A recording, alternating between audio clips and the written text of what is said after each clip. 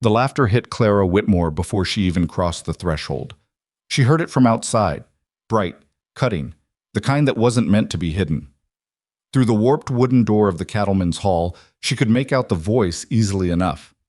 Harlan Voss, standing near the punch table with a glass in his hand, and three of his ranch hands arranged around him like he was holding court.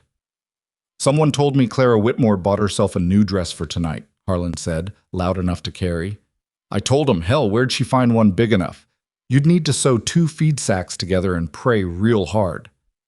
The laughter that followed was genuine, not nervous laughter, not the uncomfortable kind that people regret later. Genuine, delighted laughter from men who thought they were untouchable. Clara stood on that porch for a count of 7 seconds. She knew it was 7 because she counted. She had learned to count in moments like this. It kept her hands from shaking, or at least gave the shaking something to work against. The night air smelled like dry grass and lamp oil, and the faint, sweet rot of the creek that ran behind town, and she breathed it in slowly, the way she breathed when a spooked horse needed calming. Then she pushed open the door and walked inside. If you've ever walked into a room knowing full well it didn't want you there, knowing it before anyone said a word, just from the way the noise changes when you enter, then you already know something about Clara Whitmore. You know the weight of it, the specific kind of courage it takes to keep moving forward anyway, not because you're fearless, but because stopping feels worse. Before this night is over, this room full of people who laughed at her is going to owe Clara Whitmore more than any of them can ever repay. But they don't know that yet. If you're watching this story for the first time, I want to ask you to stay with me to the end, because what happens to Clara is the kind of thing that doesn't resolve neatly or quickly, and every part of it matters. If this story moves you, subscribe to the channel and press the like button so these stories can keep reaching people who need them. And leave a comment telling me what city or country you're watching from. I want to know how far this has traveled. Now let's go back to Red Willow Creek and to the night everything changed. Red Willow Creek was not a kind town. It had the bones of a place that wanted to be something, a main street with a proper mercantile, a 2-story hotel that had survived 2 floods and a fire, a land office that processed more disputes than deeds.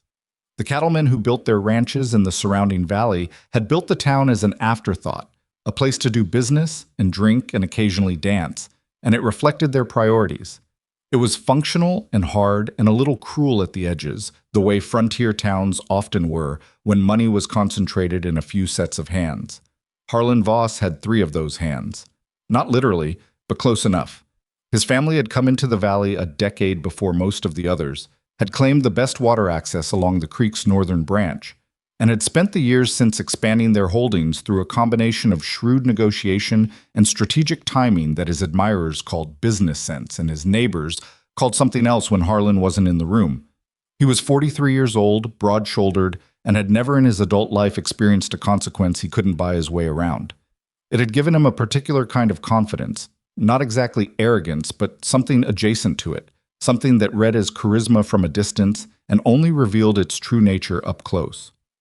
He watched Clara Whitmore walk through the door with the expression of a man who had just made a joke and wanted to see how far the punchline could stretch. Clara didn't look at him. She had learned that trick early. Don't give them the satisfaction of the flinch. She looked straight ahead, toward the far wall where the musicians were tuning up, a fiddle and a guitar and a man with a jaw harp who looked like he'd rather be anywhere else. And she walked toward the empty stretch of floor near the window and stood there with her hands loose at her sides. She was 26 years old. She was heavy-set in the way that the frontier produced, solid, capable, built for work rather than display. And she wore a dress that she had made herself from blue cotton because she couldn't find anything at the mercantile that fit her properly, and she wasn't willing to ask Mrs. Alderton to sew for her again, not after the last time when the woman had loudly consulted her measuring tape in front of 3 other customers, as though the numbers were something to remark on publicly. The dress was decent. Not beautiful, not by the standards of the Voss daughters and the Alderton girls and the other women in the room with their imported fabric and their fitted bodices. But Clara had sewn it carefully, had spent 3 evenings on it, and it fit her correctly, which was more than she could say for the dress she'd worn last year. Nobody complimented it. A few people noticed her arrival and looked away with the studied blankness that was somehow worse than open mockery. One of the Alderton daughters said something into her sister's ear. The sister covered her mouth. Clara watched the fiddle player rosin his bow and told herself she hadn't come here for them. She had come because Dorothea Haynes had asked her to come, had specifically walked to the Whitmore property that afternoon and knocked on the door and said, "I want you there, Clara. I mean it." Dorothea was 62, sharp-tongued, and had lived in Red Willow Creek since before the current generation of Voss children were born. She carried a kind of social weight that even Harlan didn't move against directly, and her friendship with Clara was one of the things that had kept certain cruelties from escalating past words. But Dorothea wasn't here yet, and the room was full. Harlan Voss drifted away from the punch table, his ranch hands dispersing like water around a rock. He didn't approach Clara directly. He was too practiced for that. He simply positioned himself nearby, in a cluster of men that included the Alderton patriarch and two cattle buyers from Sutherland who were in town for the week, and his voice lifted just enough to be audible without being formally addressed to her.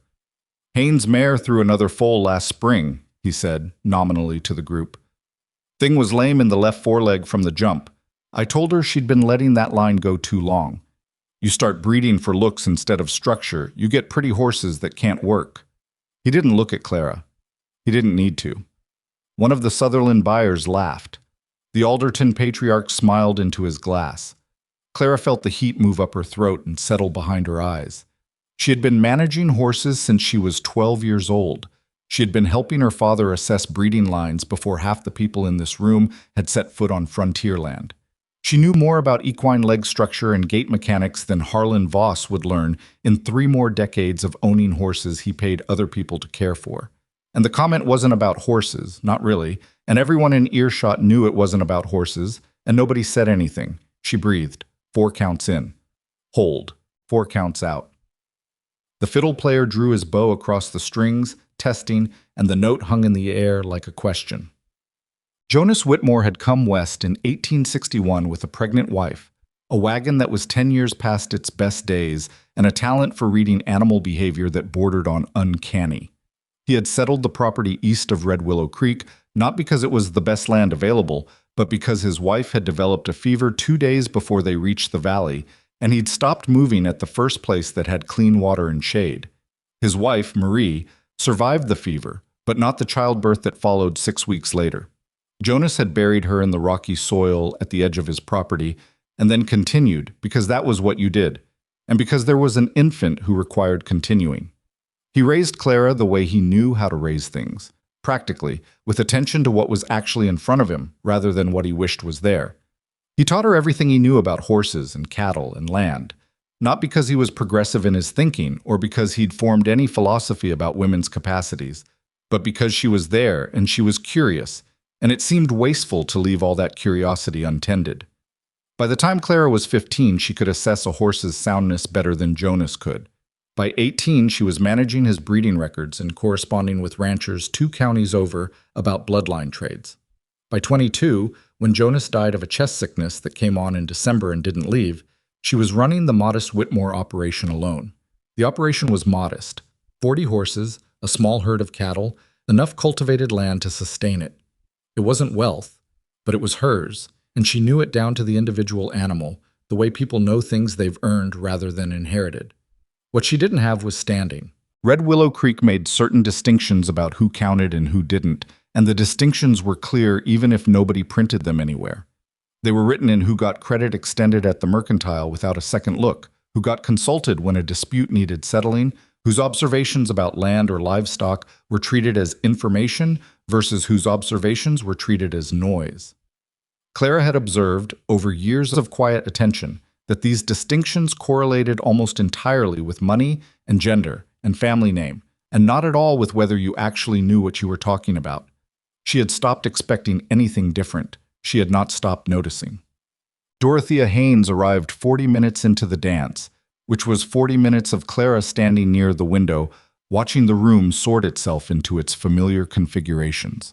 The wealthy families occupied the center of the floor and the best chairs. The working ranchers gathered in clusters toward the walls. The ranch hands and hired men congregated near the door, where it was easier to step outside.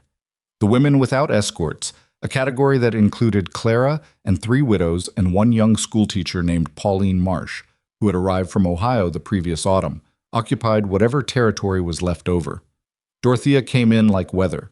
She was a tall woman, still straight-spined at 62, with gray hair pinned severely and eyes that had observed so many seasons of this valley's nonsense that they had developed a permanent quality of amused skepticism. She found Clara immediately, crossed the room without pausing, and took her by the arm. "You're still standing," Dorothea said. "Was expecting to sit, but the chairs filled up. Harlan's been performing again, I take it?" Clara said nothing. Dorothea's eyes moved briefly to Harlan Voss's corner of the room and then back. "I heard what he said when you came in," Dorothea said. "Margaret Cutter was outside and she told me when I came up the steps. It doesn't matter. It matters that he keeps doing it, and nothing ever stops him." Dorothea's voice was flat and precise. "The man has been making a sport out of this for 3 years, and the only reason he hasn't faced any consequence is that the people who should say something have decided it costs too much." Clara looked at her. "Dorothea, I know. I've always known. I know you know." Dorothea patted her arm once firmly, as though closing a book. "I just like to say it out loud so it doesn't fester." The fiddle started in earnest then, a reel that got 2 couples onto the floor immediately and drew a small crowd of watchers. Clara watched them, the way the women moved, the way the men led, the whole choreography of it, and felt, as she always felt in rooms like this, a specific and complicated emotion that wasn't quite longing and wasn't quite anger. It was something in between. The feeling of watching a game you've been told isn't for you and being unable to entirely stop caring about the game anyway. She was thinking about leaving. She had been to the dance, which was what Dorothea had asked of her. She could leave now without it counting as a retreat. And then Ethan Callahan walked across the room toward her. She didn't notice him immediately. She was watching the dancers, turned slightly away from the main door, and the first indication was Dorothea making a small sound beside her. Not quite a word, just a breath, with a shape to it that made Clara turn. Ethan Callahan was 38 years old, lean and weathered in the way that men who worked their own land got weathered, with a quality of unhurried movement that Clara had noticed before in people who'd spent years working with large animals. You couldn't be twitchy around horses. The good ones knew it. Ethan moved like he knew it. She had seen him around town, the way you saw everyone around a town this size, at the mercantile, at the land office, occasionally at the creek in the early mornings when she was checking her fence line on the eastern property edge. They had exchanged perhaps 30 words total over the 4 years since he'd established his ranch in the valley. He was not a socializer. He attended the dances because attending was a form of participating in the community, and Ethan, whatever his personal preferences, understood the value of community participation. He stayed for 2 hours, danced once or twice if asked, and left without the extended farewells that other ranchers performed. He was not, as far as Clara knew, a man who crossed rooms with purpose toward women standing alone near windows. But he was doing exactly that. Harlan Voss saw it. Clara registered the moment. Harlan's expression shifted. Not much, just a fraction, just enough to show that something unexpected was happening and that he wasn't sure yet what to do with it. Ethan stopped a few feet from Clara. Up close, she could see that he was tired around the eyes, in the particular way of someone who'd been managing something difficult for several weeks. Not exhausted, just running a small deficit. He looked at her directly, which was itself not nothing. A lot of people in Red Willow Creek looked somewhere in the vicinity of Clara without quite looking at her. "Miss Whitmore," he said, "would you like to dance?" Clara heard Dorothea make another small sound beside her. She was aware of Harlan Voss going very still across the room. She was aware of the Alderton daughters turning from their conversation. She was aware of all of it in the way you become aware of the room when the temperature changes. She said, "I'm not much of a dancer." "Neither am I," Ethan said. It was a completely ordinary statement, delivered without charm or performance. "Doesn't seem like it should stop us." Clara looked at him for a moment. She was trying to read the situation, trying to determine whether this was pity, which she would have refused, or an ulterior motive she couldn't yet identify, which she would have been wary of, or something else. What she found in his expression was something she hadn't been expecting. Simple, straightforward interest. The kind of look you gave something that you thought was worth paying attention to. She said, "All right, they were not good dancers." This was true, and both of them knew it, and neither of them pretended otherwise, which was the first thing that distinguished the next 15 minutes from anything Clara had experienced in a social setting in recent memory. Ethan moved with the careful deliberateness of someone following a process he understood but hadn't fully internalized. Clara, for her part, had not danced with a partner in 4 years, and her body was not entirely sure what to do with the contact, the weight, and direction of another person's lead. They managed. They stayed mostly on the beat and didn't knock into the other couples, and that was good enough. "Your father's property," Ethan said, after they'd been moving for a minute. "You've been running it yourself since he passed?" "About 3 years now," Clara said. "I saw your fence line on the east edge. You've moved it out since spring." She looked at him. "You noticed that?" "I run my cattle past that property twice a year. I notice changes." He guided them through a turn, not perfectly, but adequately. "The new line makes sense. You've got water access on that edge now that you didn't have before." "I redirected a small tributary," Clara said. "Took most of last summer." "By yourself?" "I hired one man for 3 weeks. The rest I did myself." He was quiet for a moment, and she couldn't tell what he was thinking. Then he said, "That's good water management." "It's necessary water management," she said. I've got 40 horses. They don't drink air." Something moved across his face that might have been the beginning of a smile. "No, I don't suppose they do." Across the room, Harlan Voss had resumed his conversation with the cattle buyers, but his attention was elsewhere, and everyone who knew him well enough could see it. He didn't like the picture in the center of the floor. It disturbed something in his understanding of how this room was supposed to arrange itself, and Harlan did not handle disturbances to his understanding with equanimity. He said something to the man beside him. The man nodded. Harlan laughed, lifting his glass, and his eyes moved briefly to Clara and Ethan, and then deliberately away, which was the particular performance of a man who wanted to be seen not looking. Clara saw it. She had been reading rooms like this for 26 years. She filed it away. The dance ended. Another began. Ethan didn't step back. "Again?" he said. She considered the room.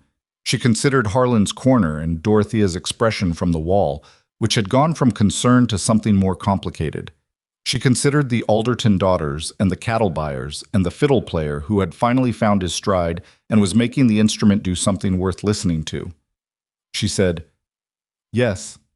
They danced 3 dances, which was long enough that it stopped being an incident and started being a statement. By the end of the 3rd, several people had stopped pretending not to watch. The schoolteacher, Pauline Marsh, had moved slightly closer with the transparent curiosity of someone new enough to the community to find it more interesting than threatening. When the music paused for the players to rest, Ethan and Clara moved to the edge of the floor, and Dorothea materialized beside them with the efficiency of a woman who had been waiting for exactly this moment. "Ethan Callahan," she said, "I haven't seen you dance in 2 years."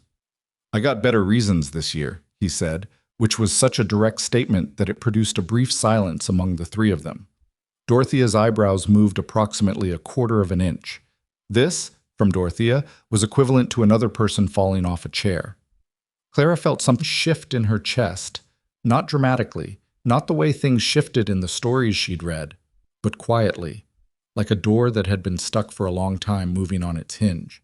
She wasn't sure what to do with it. She was better with horses than with this. "I've been hearing things about your ranch," Dorothea said to Ethan.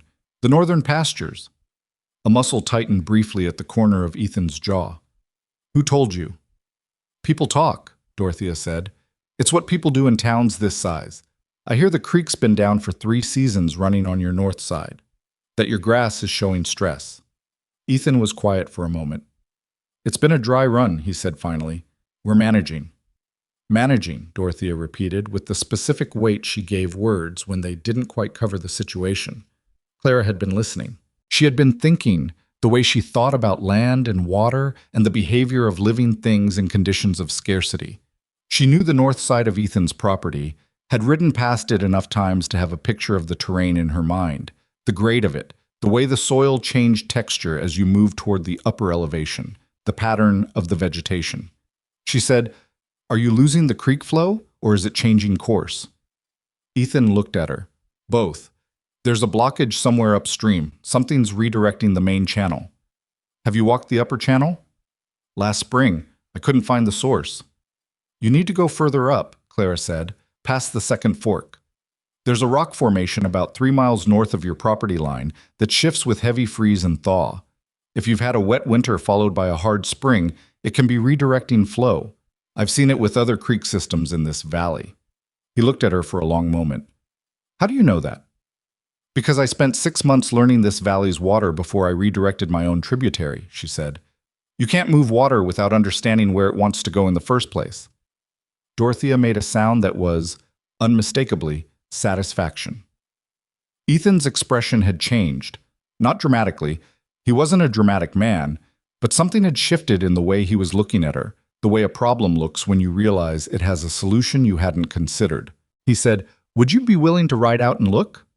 The question hung between them, and Clara was aware again of the room, of Harlan Voss watching from his corner with an expression that had moved past performed unconcern into something that looked more like calculation, of the women near the wall and the men near the door, and the whole social architecture of Red Willow Creek arranged around them like a weather system. She said, "I could do that." Ethan nodded once, with the directness of a man who didn't waste language on things that had already been settled. Dorothea beside her was very carefully looking at the middle distance, but the corner of her mouth had done something it rarely did in public.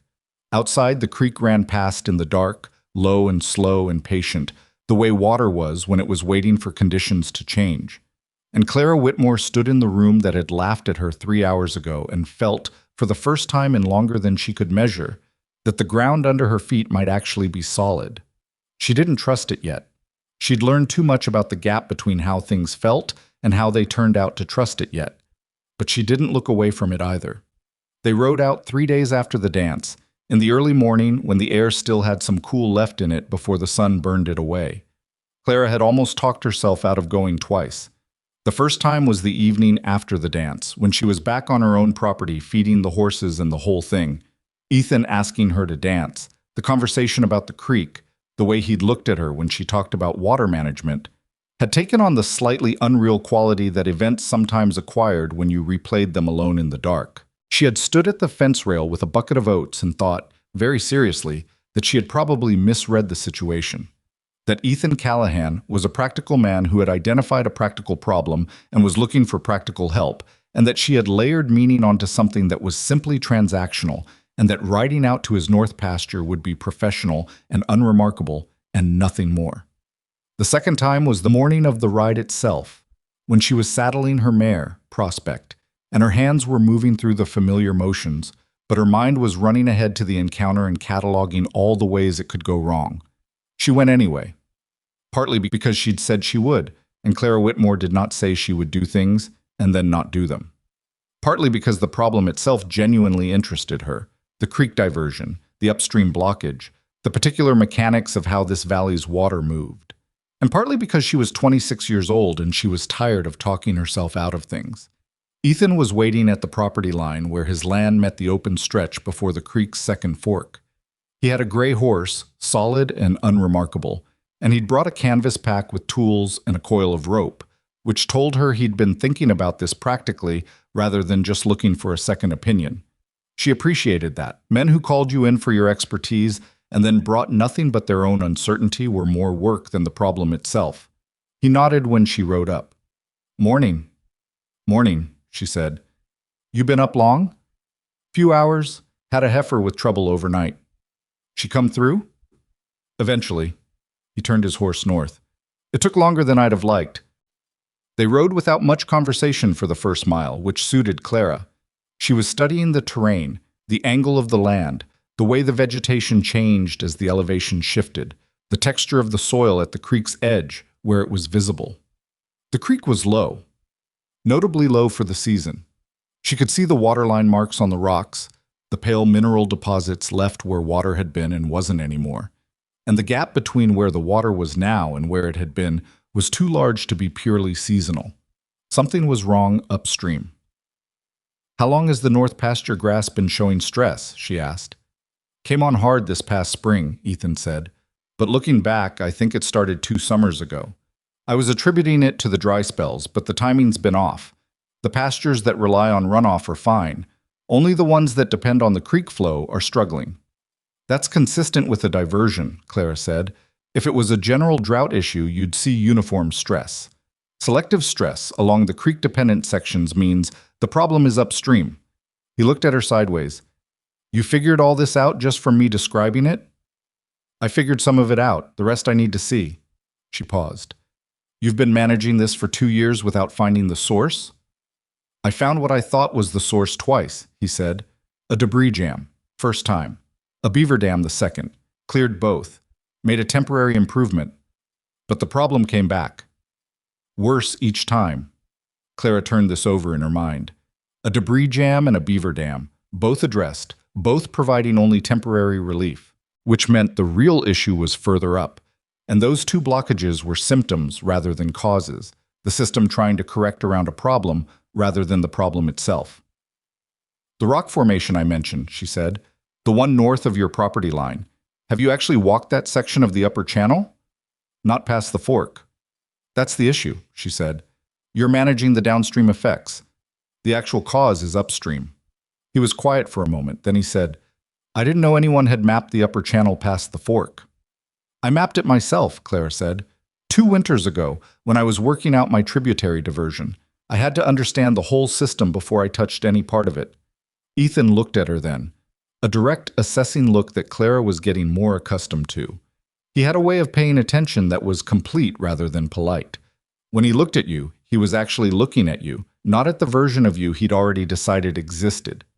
How long did that take, he asked. Mapping the upper system? About 6 weeks. I walked it in sections. She kept her eyes on the terrain ahead. I know it sounds like a lot of time for a small tributary. It doesn't sound like that at all, he said, and he meant it in a way she could tell wasn't performance.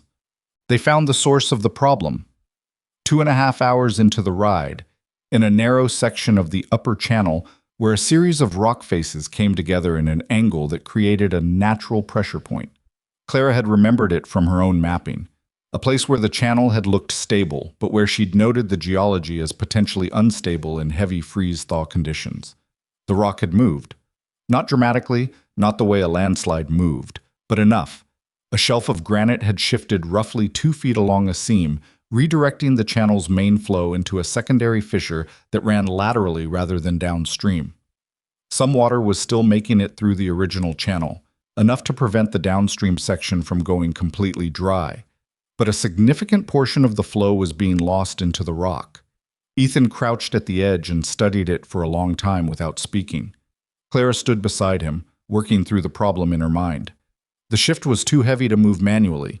The granite shelf was 15 feet long and the better part of 2 feet thick. But the diversion itself might be manageable. If you could build up the bank on the lateral side and create a barrier that redirected the fissure flow back into the main channel, you could recover most of the lost water without moving the rock. We can't move the shelf, she said. No, he agreed, but the fissure is directing into open ground on the north side. If you build up that bank, stone and packed earth, something substantial, you can block the lateral flow and force it back through the main channel. How substantial? 4 feet high, 8 to 10 feet long. Mortared stone if you can get the materials up here. Dry stacked won't hold the spring flow. She walked the bank, pacing out the length. You'd want to anchor the ends into the rock face on both sides. Otherwise, the pressure will find a way around the edges. Ethan watched her pace.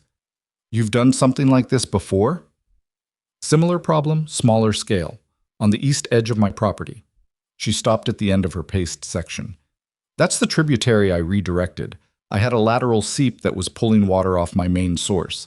I blocked it and recovered about 60% of the lost flow. He stood up from his crouch. He was looking at her with the same direct attention as before, but something in it had deepened. Why didn't you tell anyone you'd solved that kind of problem? He said. You could have been selling that knowledge. Half the ranchers in this valley are managing water issues. Clara looked at him steadily. Who would have listened? He had no answer for that, which was the correct response because there was no answer that wouldn't be either dishonest or damning. I'll get the materials, he said. Stone and mortar. I'll need at least 2 men up here for the build. 3, Clara said. 1 to manage the upper flow during construction. If the water shifts while you're building the barrier, the whole thing becomes unstable.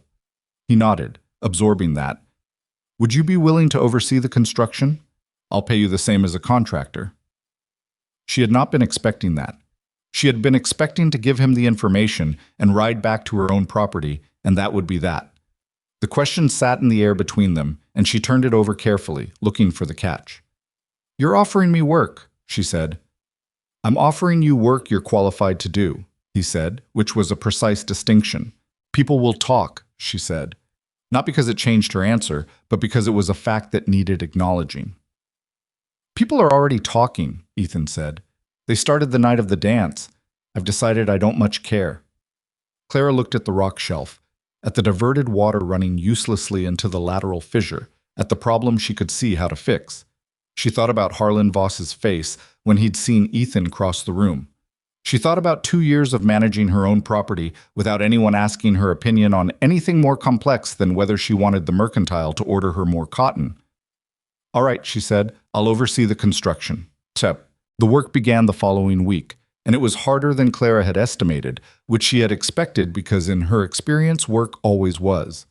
The stone had to be hauled up on pack animals through terrain that the pack animals had opinions about, and the mortar set slowly in the morning damp, and the man Ethan had hired to manage the upper flow during construction, a rangy fellow named Cutter who had been working frontier construction for 15 years, had his own ideas about how the barrier should be built, and was not initially enthusiastic about taking direction from Clara.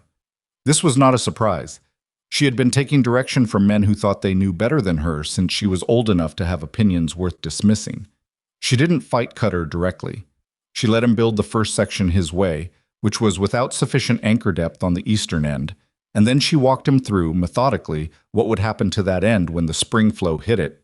She drew it in the dirt with a stick, the water pressure, the path of least resistance, the precise point where his anchor depth would fail and the whole eastern section would shift.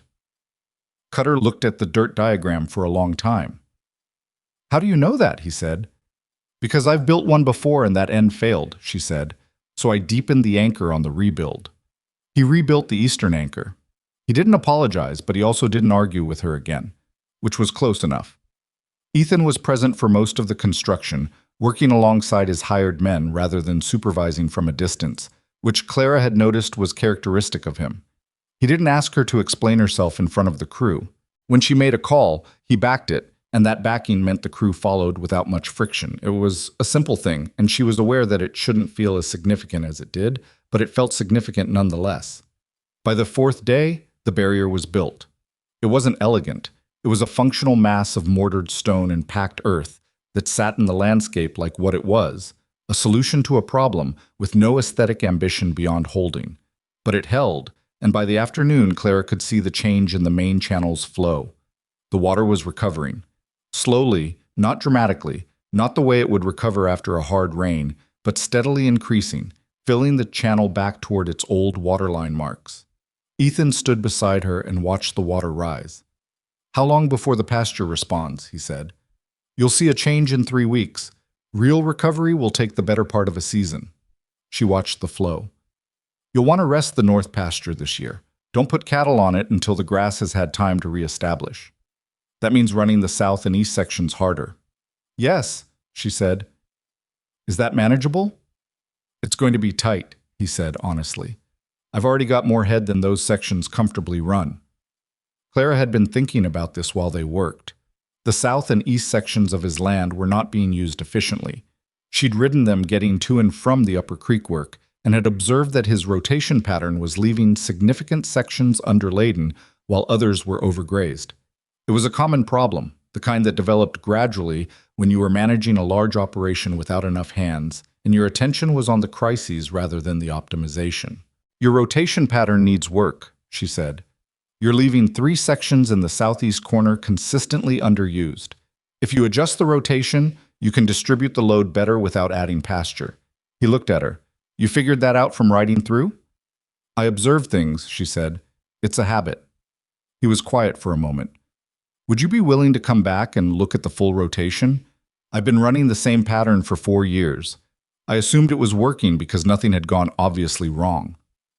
"Things going not obviously wrong isn't the same as things going right," she said. He made a sound that was the closest thing she'd heard from him to a laugh. "No, I suppose it isn't. What? The talk in Red Willow Creek started in earnest by the end of the second week of construction. This was inevitable. A town the size of Red Willow Creek had limited entertainment, and the sight of Clara Whitmore riding out to Callahan Land multiple times in a week, combined with Ethan Callahan's unprecedented behavior at the dance, was sufficient material for a sustained campaign of speculation. Clara was aware of it the way she was always aware of the town's attention, peripherally, constantly, like knowing a weather system was moving in your direction without being able to do anything about it. She heard fragments. At the Mercantile, where a conversation between two of the Alderton family women stopped a beat too late when she came through the door. At the feed store, where the owner's son was actively watching her purchase rather than processing it. She heard the word strange used in a tone that meant something more specific than its face value. What she didn't hear, directly, was Harlan Voss, and that made her more careful than any of the open talk did. Harlan was the kind of man who went quiet when he was working something out. In her limited but consistent observations of him over 3 years, she had noticed that his volume was inversely proportional to the seriousness of his intent. He was loudest when the issue was small enough that noise was sufficient. When he went quiet, something was being planned. She mentioned it to Dorothea on a Thursday afternoon when she stopped by the Haynes property to return a borrowed tool. Dorothea listened without interrupting, which was her method. When Clara finished, Dorothea poured 2 cups of coffee from the pot on her stove, set them on the table, and sat. "Harlan's not stupid," Dorothea said. "He's never been stupid. That's what makes him dangerous." "What does he want from Ethan's ranch?" Clara said. "That's the question I can't answer. He's got more land than he can efficiently manage already." "It's not about the land," Dorothea said. "It's about the water." She wrapped both hands around her cup. The Voss family has been trying to get control of the Upper Creek system for a decade. Harlan's father tried to buy the land north of Callahan's property twice, and the owner wouldn't sell. If Ethan's operation fails, if the north pasture goes to dust and Ethan can't sustain his herd, Harlan gets first position to make an offer. Clara set her cup down. "He wants the ranch to struggle. He wants the ranch to fail," Dorothea said, with the precision she used when she wanted a word to carry its full weight. And for the past 2 years, it's been moving in that direction, until you went up and found his creek problem. The silence in the kitchen held for a moment. "Does Ethan know this?" Clara said. "Ethan knows Harlan is circling. He may not know how specifically." Dorothea looked at her. "You should tell him." "It's speculation," Clara said. "I don't have anything documented." "You don't need documentation to have a conversation," Dorothea said. "You need documentation to take it to a judge. A conversation just requires 2 people being honest with each other." Clara thought about Ethan's expression at the barrier site, watching the water recover. She thought about the way he'd asked for her opinion without performing the asking, without making it more or less than what it was. "He knows something is wrong," she said. "He just doesn't know the shape of it." Dorothea said, "Then help him see the shape." "What?" She told him the following morning when she came out to review the rotation pattern. They were standing at the fence line on the south side, she with her notebook where she'd been sketching the grazing sections and their estimated load capacity, he with a coffee cup that had gone cold while they talked. She laid it out plainly, not as accusation, because she had no proof of anything that would constitute accusation, as pattern recognition. This was where the creek problem had been for 2 years. This was who benefited from that problem not being solved. This was what Dorothea had told her about the Voss family's previous attempts to acquire the Upper Creek land. Ethan listened with his eyes on the fence line and not on her, which she'd learned was how he processed things, looking at something fixed while his attention was elsewhere. When she finished, there was a pause. "I knew about his father's attempts to buy the upper land," he said. "I didn't know Harlan had picked up that interest." "I'm not saying he did anything to cause the creek problem," Clara said. "I'm saying the creek problem suited him." "There's a difference," Ethan said. "Yes." He was quiet. Then he said, "What would it take to make the operation secure enough that a bad season doesn't give him an opening?" This was the question she had been waiting for, without knowing she was waiting for it. It was the right question, not the defensive question, "How do I protect myself from Harlan?" but the productive one. "How do I build something that doesn't need protecting?" "You need 3 things," she said, looking at her notebook. "Water security, which we're partway through, rotation optimization, which I can help with, and herd assessment. You've got animals in your current inventory that are eating resources they're not producing back. You need to cull the underperformers and redistribute the feed value. He looked at her then. You can assess my herd. I've been assessing livestock since I was 12 years old, she said, without apology or elaboration. I know, he said. I've seen your horses. She looked up from the notebook. Your stock is the best conditioned in the valley, he said. Everybody knows it. Nobody talks about it, but everybody knows it. He paused. Or at least the people who pay attention to horses know it. Clara absorbed this without responding immediately. She was deciding how to categorize it: compliment, observation, strategy. With Ethan, she was finding that the three were rarely separable. He didn't say things for effect. I'll need 3 days with the herd, she said. I'll want to watch them moving, not just standing. You can see a lot in how an animal moves that you can't see in how it stands. When can you start? She looked at her notebook and the rotation sketch, and the long list of things that needed doing on her own property before she could give full attention to Callahan land. She recalibrated. Day after tomorrow, she said. I've got a fence issue on the east edge I need to address first. I'll give you a hand with it tomorrow, he said. She looked up again. The fence, he said. I've got a free morning. Clara Whitmore had lived 26 years of managing things alone. Not by preference, but by circumstance. By the absence of her mother, by her father's eventual decline, by the particular social arithmetic of Red Willow Creek that had consistently come up with the answer that she should not expect help. The offer of help, offered simply and without performance, caught her somewhere she had not expected to be caught. She said, You don't need to do that. I know, he said. I'd like to. She looked back at her notebook. The fence sketch blurred slightly, and she blinked it clear. All right, she said. He arrived the next morning with tools and a spare roll of wire that was better quality than what Clara had, and they worked the fence line through the morning in the kind of collaborative silence that develops between people who are good at physical work and don't need to narrate it. Clara's east fence was 400 yards long, post and wire, and 3 sections had shifted in the last heavy wind. The posts had sunk unevenly in the soil, and the wire had gone slack and needed retensioning. This was not complex work, but it was work that went significantly faster with 2 people, and by mid-morning they had covered what would have taken Clara 2 days to manage alone. They stopped for water at the creek's edge. Clara's horses had gathered near the fence to observe, as horses did, with the combined expression of mild curiosity and absolute judgment. Ethan looked at them. The bay mare, he said.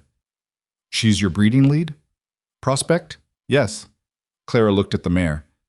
She's the reason the rest of the line looks the way it does. Her mother was a thoroughbred cross my father found in a cattle drive sale in '63, half dead from the road and worth almost nothing. He bought her for $8. And built that from $8. Took him 14 years, Clara said. He wasn't in a hurry. Ethan was quiet, looking at the horses. My father bought this land in a 3-day negotiation, he said. He never came back. Sent me to manage it when I was 22 and told me to make something of it. She looked at him. Did he? He came back once, Ethan said. The first winter.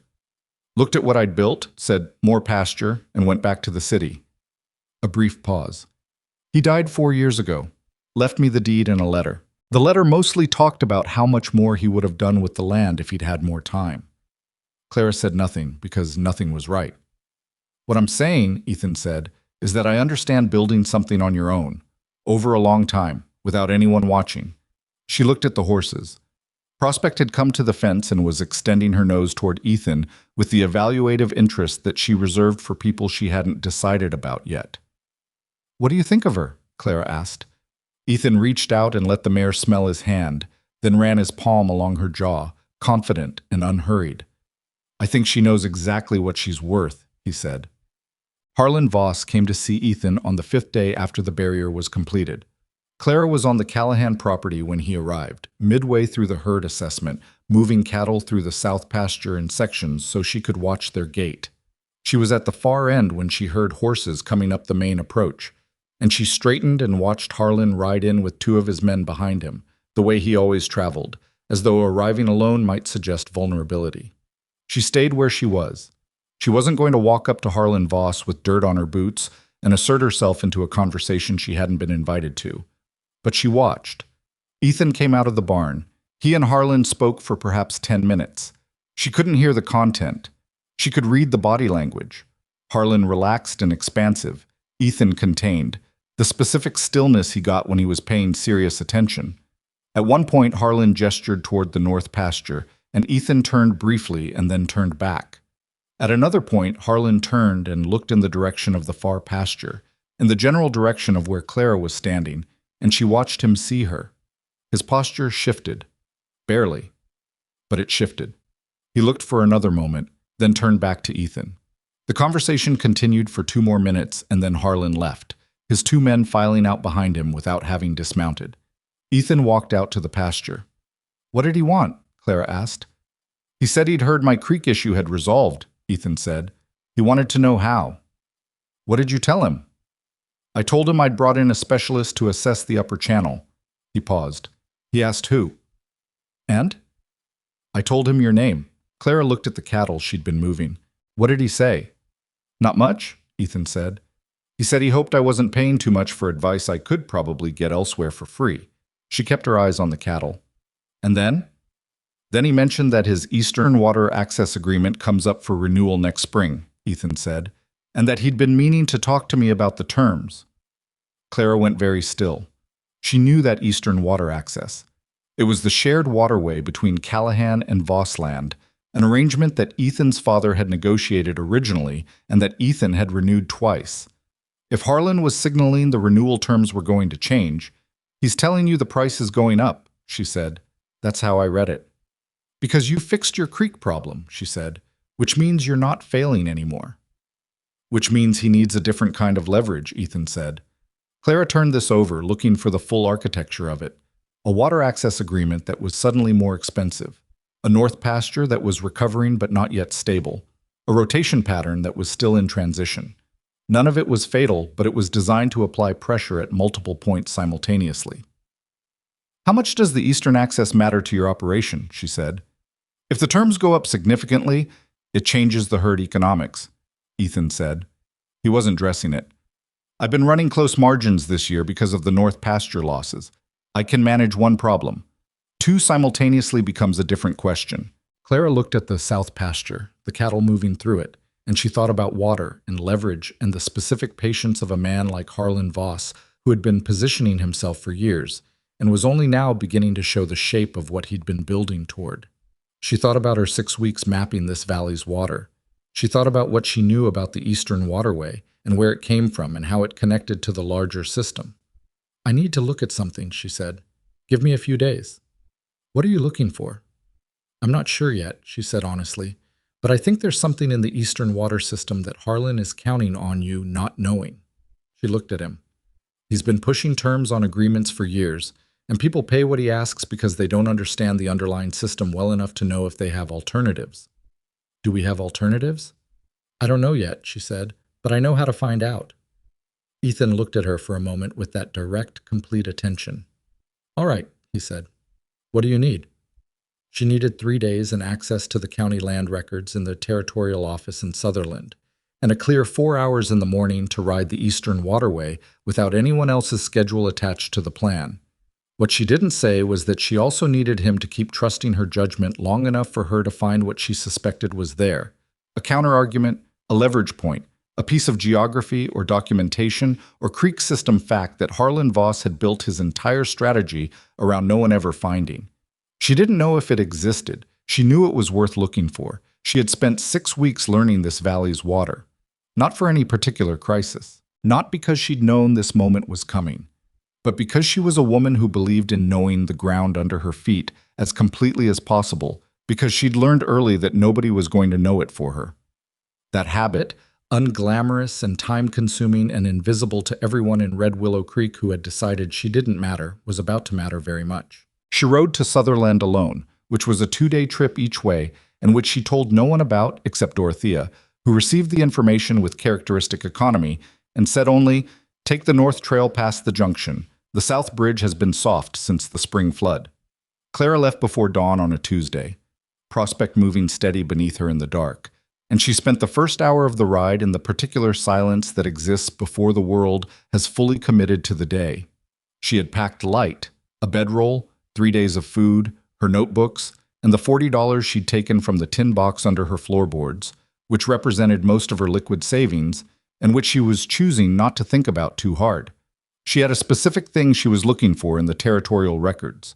She was not entirely sure it was there, and she was not going to let herself build too much around the possibility, because she had learned that the gap between what you hoped to find and what was actually in the record could be large enough to fall through. But she had a theory, built from 6 weeks of creek system mapping and 3 years of watching how Harlan Voss operated, and theories were what you had until you had something better. The Eastern Waterway, the one whose access agreement was coming up for renewal, drew from a source that Harlan controlled on his western property edge. That much was understood. What Clara suspected, from her own mapping and from a detail she had found in her father's old land notes, was that the original source of that waterway predated Harlan's family's ownership of the land. If the water source itself had been classified under territorial water law as a communal resource at the time of original settlement, then Harlan's family had never had the legal authority to treat access to it as a private commodity they could price and restrict. This was the thing she was going to Sutherland to find out. It was also the kind of thing that, if she was right, would not make Harlan Voss calm. She camped the first night in a draw between 2 low ridges where a stand of cottonwood cut the wind, and the horses that passed through the valley occasionally left tracks in the soft soil, which told her the draw was sheltered and reliable. She built a small fire and ate cold biscuits and dried meat, and didn't sleep as well as she needed to because her mind kept running the problem. The water law, the timeline of the Voss land acquisition, the specific language her father had used in his notes, which she had read so many times she could almost reconstruct it from memory. She got to Sutherland by mid-morning of the second day. It was twice the size of Red Willow Creek and had a territorial records office that occupied the ground floor of a building that also contained a lawyer's practice and a dentist's surgery, which struck her as a combination of services that covered most of the things that could go wrong with a person on the frontier. The clerk in the records office was a small man with round spectacles and the air of someone who had organized a large collection of information and was protective of it.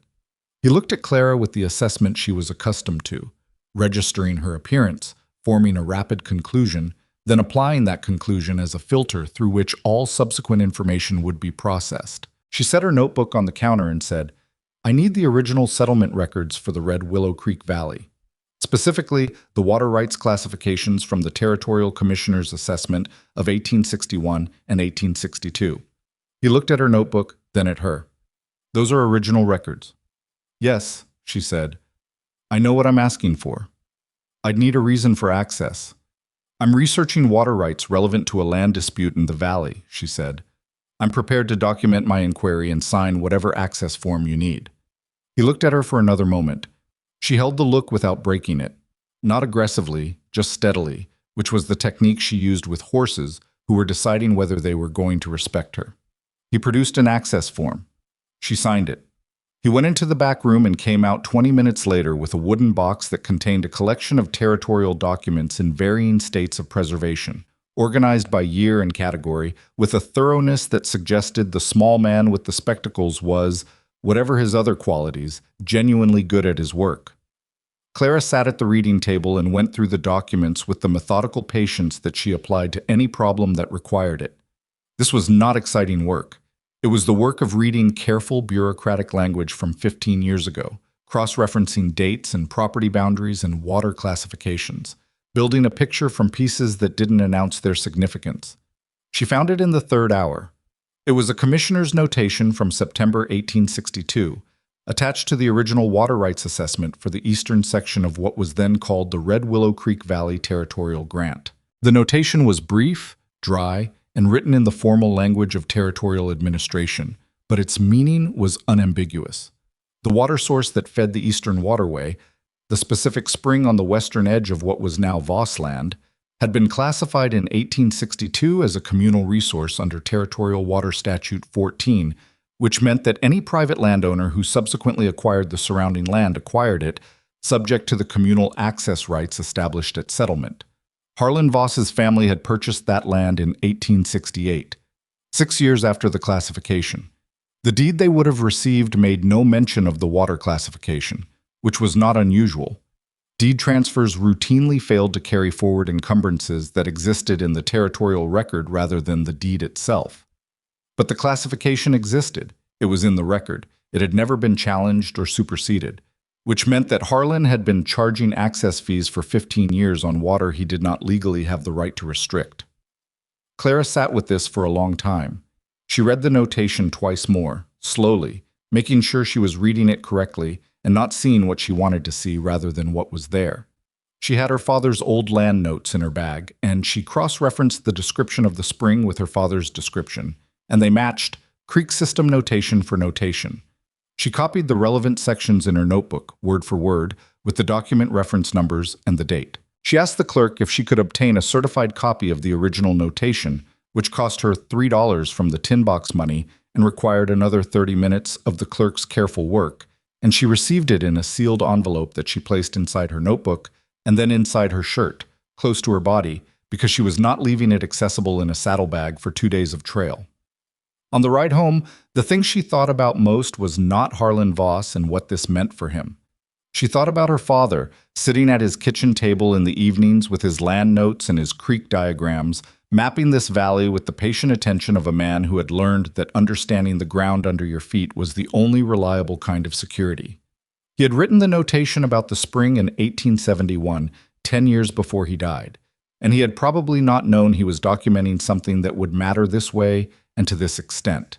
But he had written it down anyway, because he believed in knowing things completely, and he had taught her the same. She was her father's daughter in ways that Red Willow Creek had never thought to look for. She got back to her property on a Thursday evening, tired and saddle-sore, and with the certified copy still inside her shirt.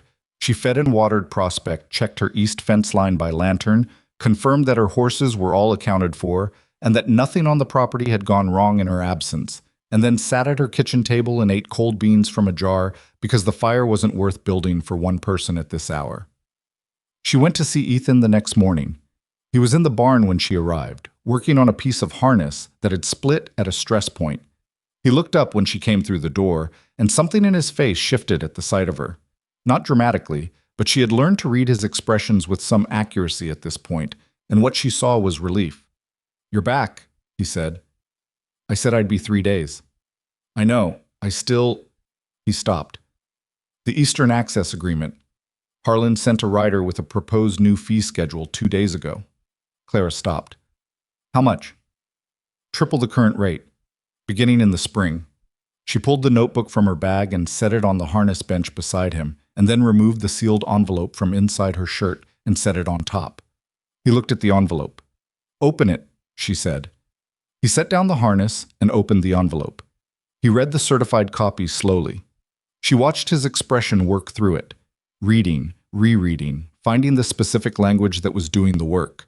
He went still the way he went still when something required his complete attention.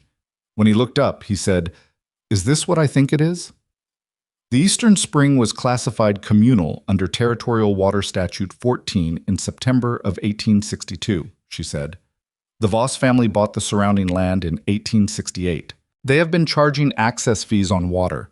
They have no legal right to restrict. Ethan set the document down carefully. "For 15 years. "For 15 years, she said, "which means every rancher who has paid those fees has paid them for access to water they were already legally entitled to." He was quiet for a moment. "You found this in the Sutherland records?" "With a cross-reference to my father's land notes." She paused. "He documented the spring in 1871. He didn't know the significance. I was just thorough." Ethan looked at the certified copy again, and then at Clara. "Does Harlan know this document exists?" "I don't know," she said. "If he'd seen it and understood it, he would have moved to challenge the classification before now. I think it's more likely that neither his father nor Harlan ever thought to look for it. You don't go looking for records that complicate your advantage." "Until someone goes looking for them," Ethan said. "Until someone goes looking," she said. He stood at the harness bench for a moment, and she could see him working through the implications, not just for his own operation, but for the broader shape of it. The families who had paid Harlan's access fees. The leverage Harlan had built on a classification that had no legal foundation. The proposed new fee schedule sitting somewhere in the house, triple the current rate. I need to talk to a lawyer, he said. You do, she agreed. But before you talk to a lawyer, you might want to talk to the other ranchers who are on the Eastern Access Agreement. She looked at him. This isn't only your problem, and the solution will be stronger if it's not only your response. He considered this. They'll want to know where the information came from. Then tell them, she said. I was quiet again, in the way she'd learned meant he was making a decision rather than avoiding one. All right, he said. I'll send word to Patterson and Gibbs and the Norwood family. They're all on the Eastern Access. He picked up the envelope carefully. Can I keep this? I made 2 copies, she said. One for you and one that stays with me. Something passed across his expression that wasn't quite a smile but was in the same family. Of course you did, he said. The meeting happened the following Sunday at Dorothea Haynes's property, which Ethan had chosen deliberately because Dorothea's house was the one place in the valley where the choice of venue didn't signal alliance or advantage. It was simply Dorothea's, and everyone understood that Dorothea's was as close to neutral ground as Red Willow Creek produced. Clara was present at Ethan's direct request, which she'd initially resisted. These are your neighbors, she'd said. They're more likely to act on it if it comes from you. The document came from you, Ethan said. The water mapping came from you. I'm not going to stand in a room and present your work as mine. She had looked at him for a moment and then said she'd be there. There were 7 people in Dorothea's sitting room. Ethan, Clara, Dorothea herself, Martin Patterson, who ran cattle on the valley's northeast edge, the brothers Harold and James Gibbs, whose sheep operation sat directly east of Voss Land, and Ruth Norwood, whose family had been on the Eastern Access Agreement the longest, and who had the most to recover if the classification held. Clara laid it out the same way she'd laid it out to Ethan, methodically, without embellishment, with the document available for anyone who wanted to read it. She explained the commissioner's notation, the 1862 classification, the timeline of the Voss family acquisition. She explained what Territorial Water Statute 14 meant in practical terms, which she knew because she had spent the evening before the meeting reading the statute in the copy of the Territorial Code that Dorothea had in her small library. When she finished, the room was quiet in a specific way, the quiet of people processing something that was reorganizing their understanding of a situation they had accepted as fixed. Ruth Norwood spoke first. She was a compact, deliberate woman in her 50s whose husband had died 4 years ago and who ran the Norwood Ranch herself, with 2 hired men and an efficiency that her neighbors had learned to respect, if not exactly acknowledge. She had paid Harlan Voss's access fees for 12 years and had increased her payment 3 times as the rates adjusted. You're telling me, Ruth said, that this has been in the Sutherland records the entire time. Since 1862, Clara said. Ruth looked at the document for a moment. And no one looked. There wasn't a reason to look, Clara said. People pay what they're told to pay when the alternative is losing their water. Ruth said very quietly. 22 years of fees. That's between you and a lawyer, Clara said. And the lawyer is between you and a judge. I can tell you what the record says. I can't tell you what a court will do with it. But the record is clear, Ethan said. The record is clear, Clara confirmed.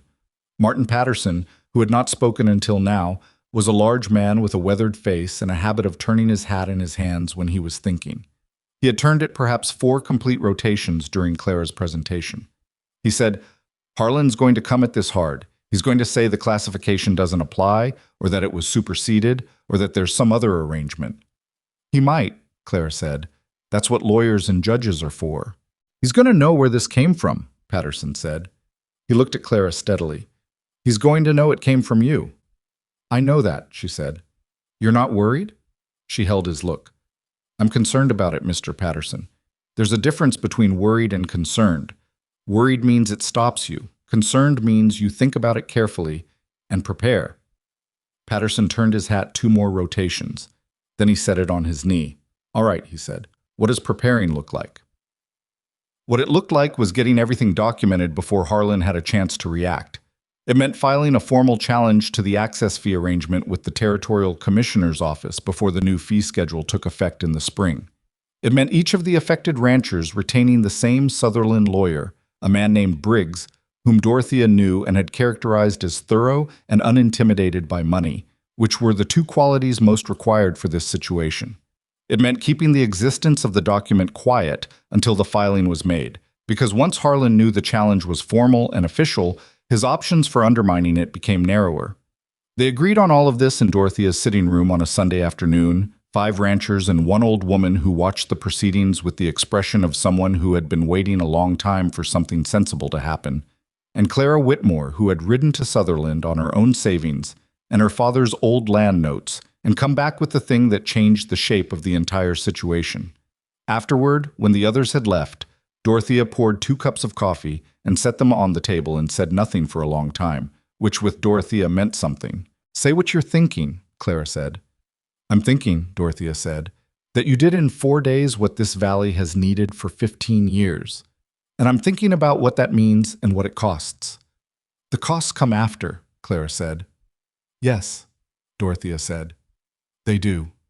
The wildfire started on a Wednesday in late August, 6 weeks after the Sutherland meeting, and by the time the smoke was visible from the valley floor, it had already taken 300 acres of dry grass on the ridge above the northern pasture range. Clara smelled it before she saw it.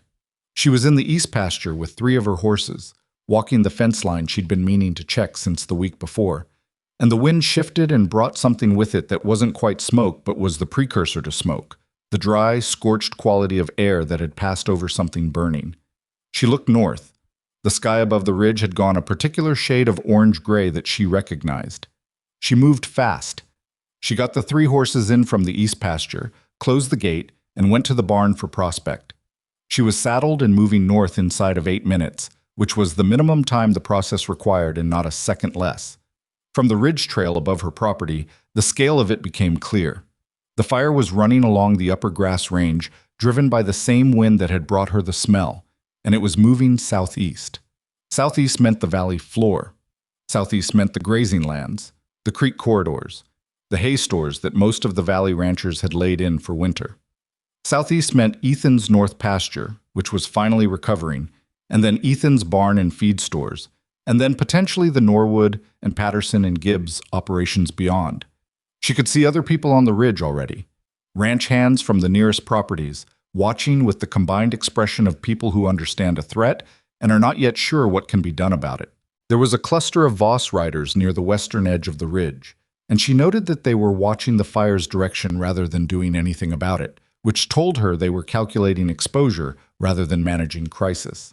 She didn't stop at the ridge. She rode down the far side toward Ethan's north property line, because she needed to see the terrain between the fire and the herd before she could think about what was possible. She found Ethan at the north pasture gate with 2 of his men, watching the smoke build. His face when she rode up was controlled but tight, the look of a man running numbers he didn't like the totals of. "How many head in the north pasture?" she said. 230, he said. "I moved them up last week for the late grass." She looked at the smoke. The fire was on the upper ridge, still 1.5 miles from the pasture. At its current rate, with the wind as it was, she estimated 2 to 3 hours before the fire line reached the grazing range. Maybe less if the wind picked up. "Can you move them to the south pasture?" she said. "Too many for the south pasture," he said. "We'd be moving the problem." "What about the Gibbs bottomland? They're east of the fire line." "I don't have an arrangement with the Gibbs brothers for emergency grazing." "I can ride to them," she said, "but I need to know what you're willing to ask for because I'm going to ask it." He looked at her. "Whatever they need. Payment, future grazing rights, whatever they name." She turned Prospect and was moving before he finished the sentence. She rode to the Gibbs property in 20 minutes, which was faster than the trail technically warranted, and found Harold Gibbs in his yard watching the smoke with his brother beside him. She gave them the situation in 90 seconds. 230 head, 2 to 3 hours, Ethan prepared to name whatever terms they required. Harold Gibbs was not a sentimental man, but he had just spent a Sunday afternoon in Dorothea Haynes's sitting room learning that 15 years of access fees might be returned to him through a court process that had started with Clara Whitmore riding to Sutherland. He said, "Tell Callahan to bring his cattle. We'll settle the terms when it's over." She rode back. The drive took the rest of the afternoon and into the early evening, and it was hard work, hot and smoky, and requiring the kind of continuous attention that left no room for anything except the task. The cattle were unsettled by the smoke and required more management than a calm drive, and Ethan's 2 men were working at capacity, and Clara was a third body on horseback, that made the difference between controllable and not quite controllable. The fire came down off the ridge faster than she'd estimated. The wind shifted mid-afternoon, picking up speed, and what she'd read as a 2 to 3 hour window compressed to closer to an hour and a half. She was aware of this the way you were aware of a door closing behind you. Not panic, because panic was useless, and she'd trained herself out of it the same way she'd trained horses out of it, with repetition and deliberate breathing, just awareness, pressure. The specific kind of clarity that came from there being no option except doing the next right thing in the next available moment. They got the last section of cattle through the Gibbs Gate with the fire line visible on the near ridge, close enough that the smoke was thick and the horses were nervous, and Prospect was trembling under Clara's legs in the particular way that meant the animal was managing its own fear rather than breaking under it. She knew the feeling.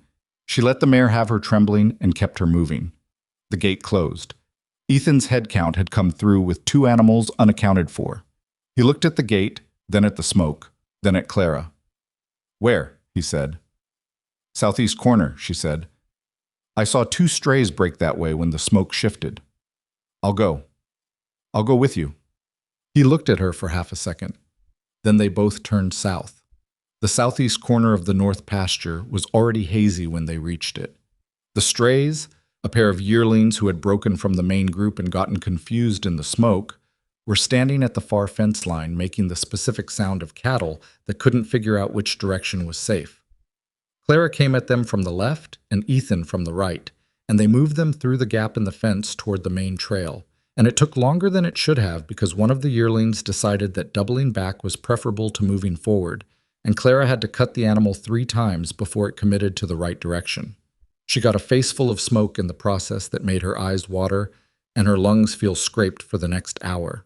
She coughed most of the way back to the Gibbs property, and her eyes were streaming in a way that had nothing to do with anything except the smoke, and she was fully aware it looked otherwise and didn't have the energy to address it. When they came through the Gibbs Gate with the 2 yearlings, the small crowd that had gathered, Ethan's men, the Gibbs brothers, Ruth Norwood, who had arrived with 2 of her hired hands to see if help was needed, went quiet for a moment. Then Harold Gibbs said, "That's the whole herd?" "That's the whole herd," Ethan said. Someone said something she didn't catch. The yearlings moved into the pasture and settled immediately, the way animals settled when they finally reached somewhere they recognized as safe. Clara sat on Prospect at the edge of the group and coughed twice more and wiped her eyes with the back of her hand and looked back at the ridge where the fire was still moving, lower and slower now, burning through what was already burned out. The north pasture was going to be ash. Months of recovery, gone. The winter hay she'd seen in Ethan's north barn, she didn't know if the barn had held. She was calculating the shape of the damage and what it meant for Ethan's operation and what the sequence of events over the next several months would need to look like. And she was doing this while coughing smoke out of her lungs and sitting on a trembling horse, because that was the only moment available for thinking, and she didn't have the habit of postponing necessary thought until a convenient one. Ethan came alongside her. He was smoke-stained and his hat was gone somewhere in the drive, and he looked tired in a way that went past the eyes into the rest of him. He looked at the fire line for a moment. Then he said, "The barn." "I don't know yet," she said. "If the barn went, then we figure out what comes after the barn," she said. "Not tonight.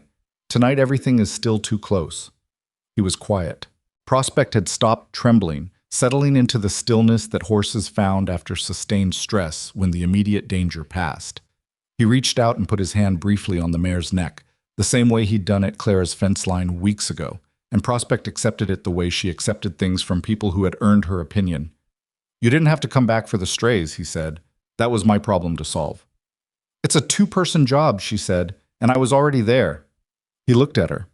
The fire behind him was still going, but lower now, and the orange of it was mixing with the gray of the smoke and the blue dark of the coming evening into something that looked like a painting of a catastrophe rather than a catastrophe itself.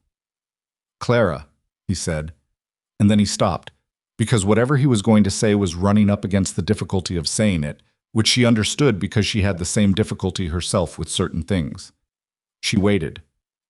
"Thank you," he said finally, which was not everything he'd started to say, but it was what he could manage, and she understood that too. "The herd is in," she said. "That's what matters right now."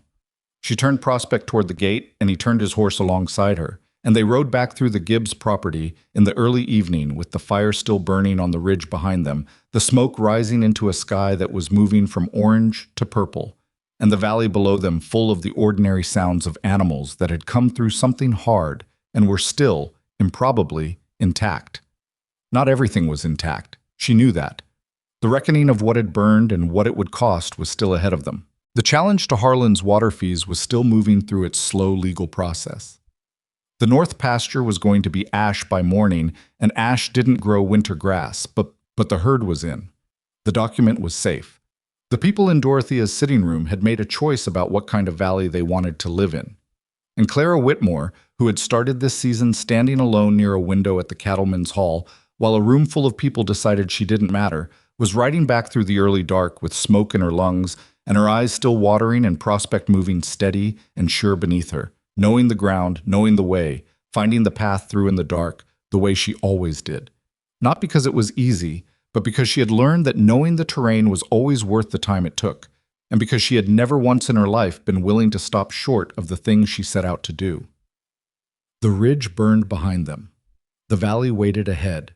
And between the two, in the particular darkness before anyone has figured out what comes next, she kept moving. The north barn had not burned.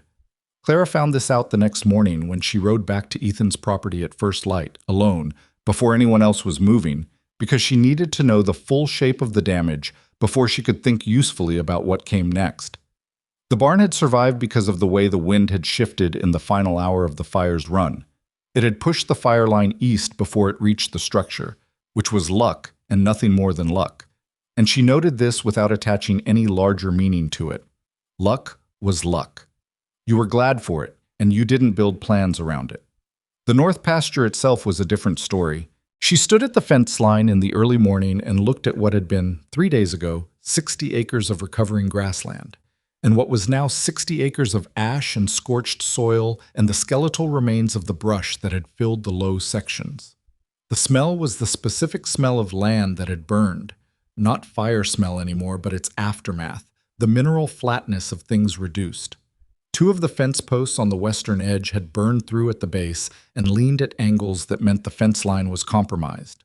The water trough in the northeast corner was intact but coated in ash. She walked the perimeter. She took notes.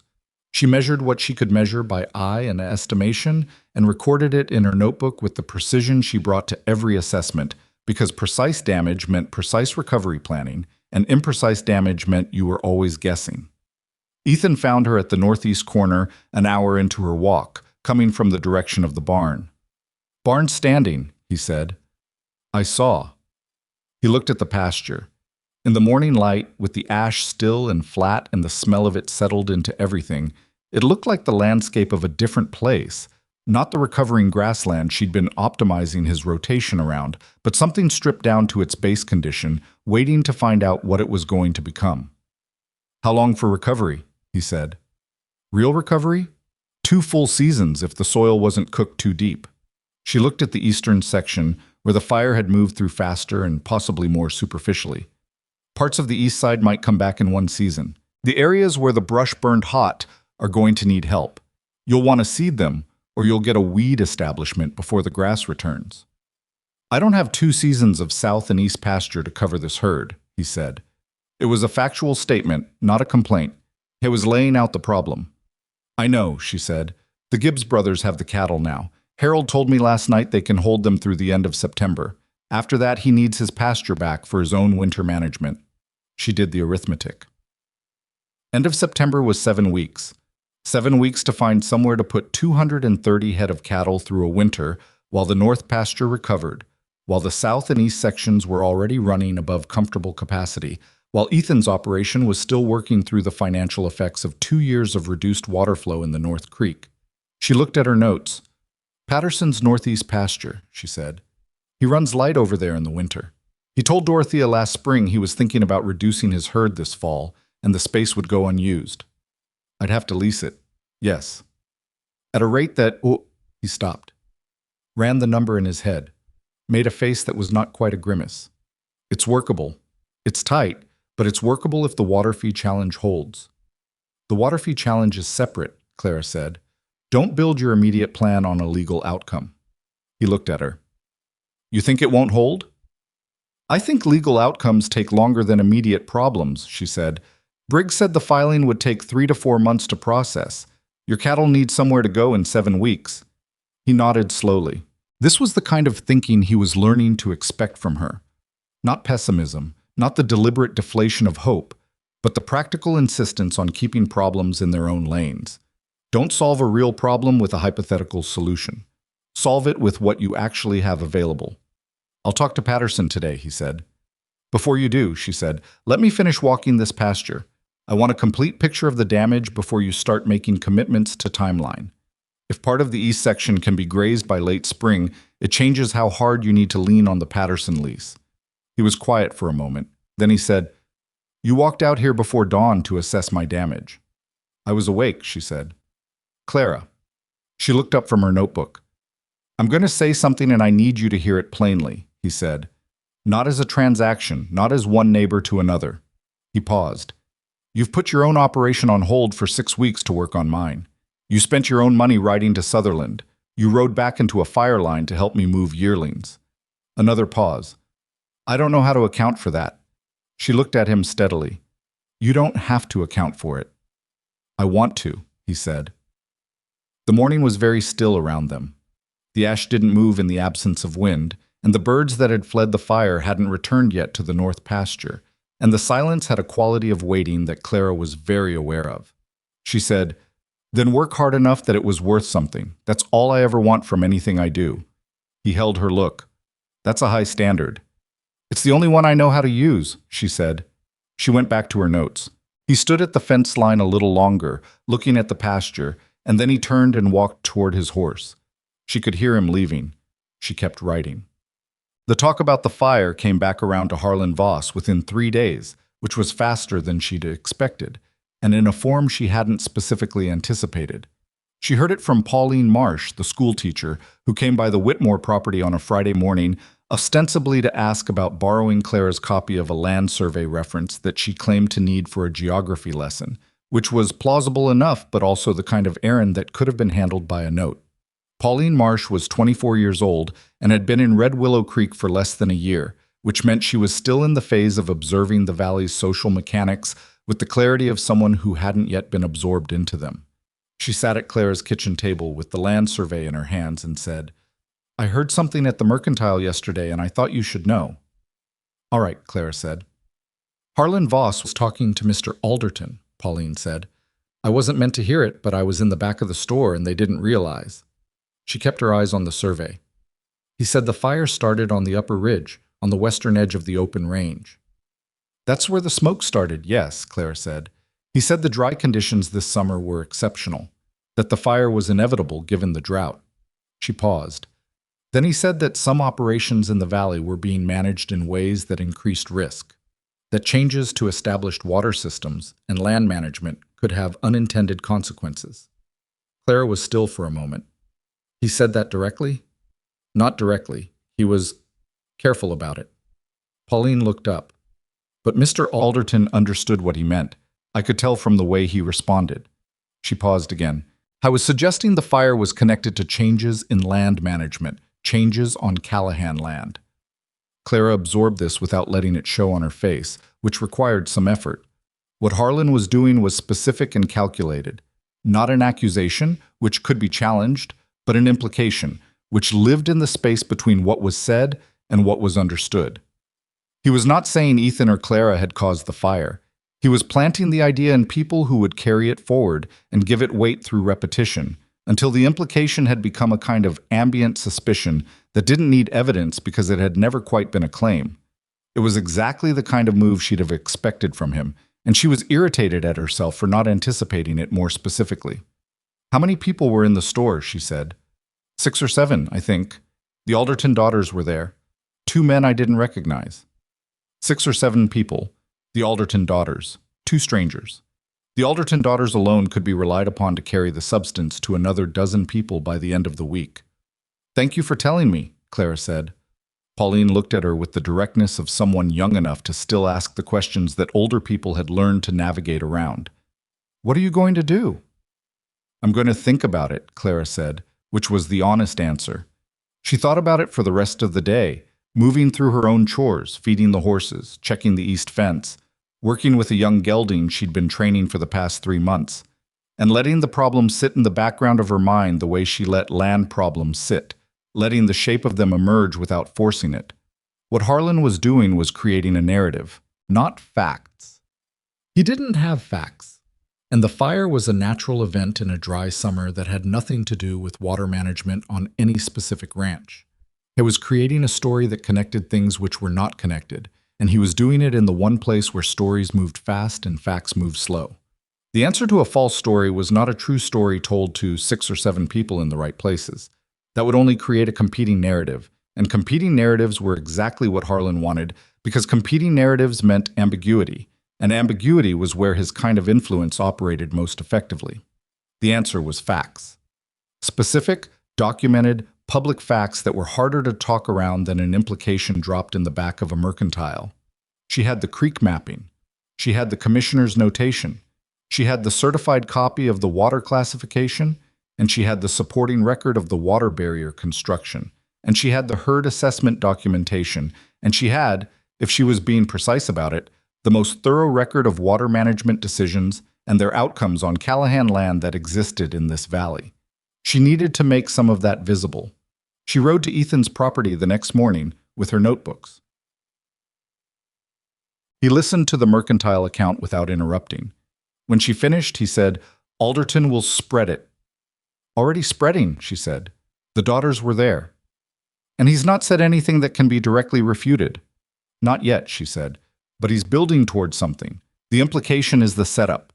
Whatever he's planning to do with the water fee challenge or the access agreement, he needs the community leaning his direction before he does it." She set her notebooks on his kitchen table. "We need to get ahead of it." Ethan looked at the notebooks. "How?" "The water barrier construction," she said. "You have the materials receipts, the dates, Cutter's work record. That's documented evidence of what was done to the creek system, and when and why. The barrier didn't cause the fire. Any person who understands land and water management knows that, but understanding needs to be available before the implication has time to calcify. You want to make the documentation public." "I want to make it available," she said. "Not defensive. We're not responding to Harlan. We don't acknowledge an implication by treating it like an accusation. We make the record visible because the record shows exactly what we did, why we did it, and what the results were." She looked at him. "People respect demonstrated competence if they can see the demonstration." He was quiet for a moment. "You're talking about showing our work?" "Yes." "To who?" "Patterson, the Gibbs brothers, Ruth Norwood." She paused. "Dorothea." "Dorothea already knows." "Dorothea knowing means Dorothea can confirm it when someone comes to her with questions," Clara said, "and they will come to her." He looked at her. "Is this going to work?" "I don't know," she said. "I know it's the right approach. Whether it works depends on factors that neither of us controls." She looked at her notebook. "What I can control is the quality of the documentation. What you can control is who you show it to and how you show it." He thought about this. "You should be there when I show it." "These are your neighbors," she said. "You've already made that argument, and I've already answered it," he said. "Stop trying to disappear yourself from the work you did." She looked at him for a moment. It was specific, what he'd said. Stop trying to disappear yourself. And it landed somewhere specific. "All right," she said. The damage accounting for the fire took most of September. It was not only Ethan who had taken losses. The fire had touched 4 other operations in the valley, though Ethan's North Pasture was the most significant single loss. The community response was the kind that the frontier produced at its best: practical, unsentimental, organized around function rather than feeling. Patterson offered his Northeast pasture for the Callahan winter grazing at a rate that Clara privately thought was more generous than Patterson's usual business practices, and she attributed this at least partly to the Sunday meeting at Dorothea's house and what the Eastern Spring water classification meant to Patterson's own operation. The Gibbs brothers held the cattle through October, which was 3 weeks past what Harold had originally indicated, and did not raise the question of additional payment. Ruth Norwood sent 2 of her hired men to help Ethan repair the compromised fence line on the North Pasture's western edge, which was 4 days of labor she absorbed without comment. Clara saw the mechanics of it clearly.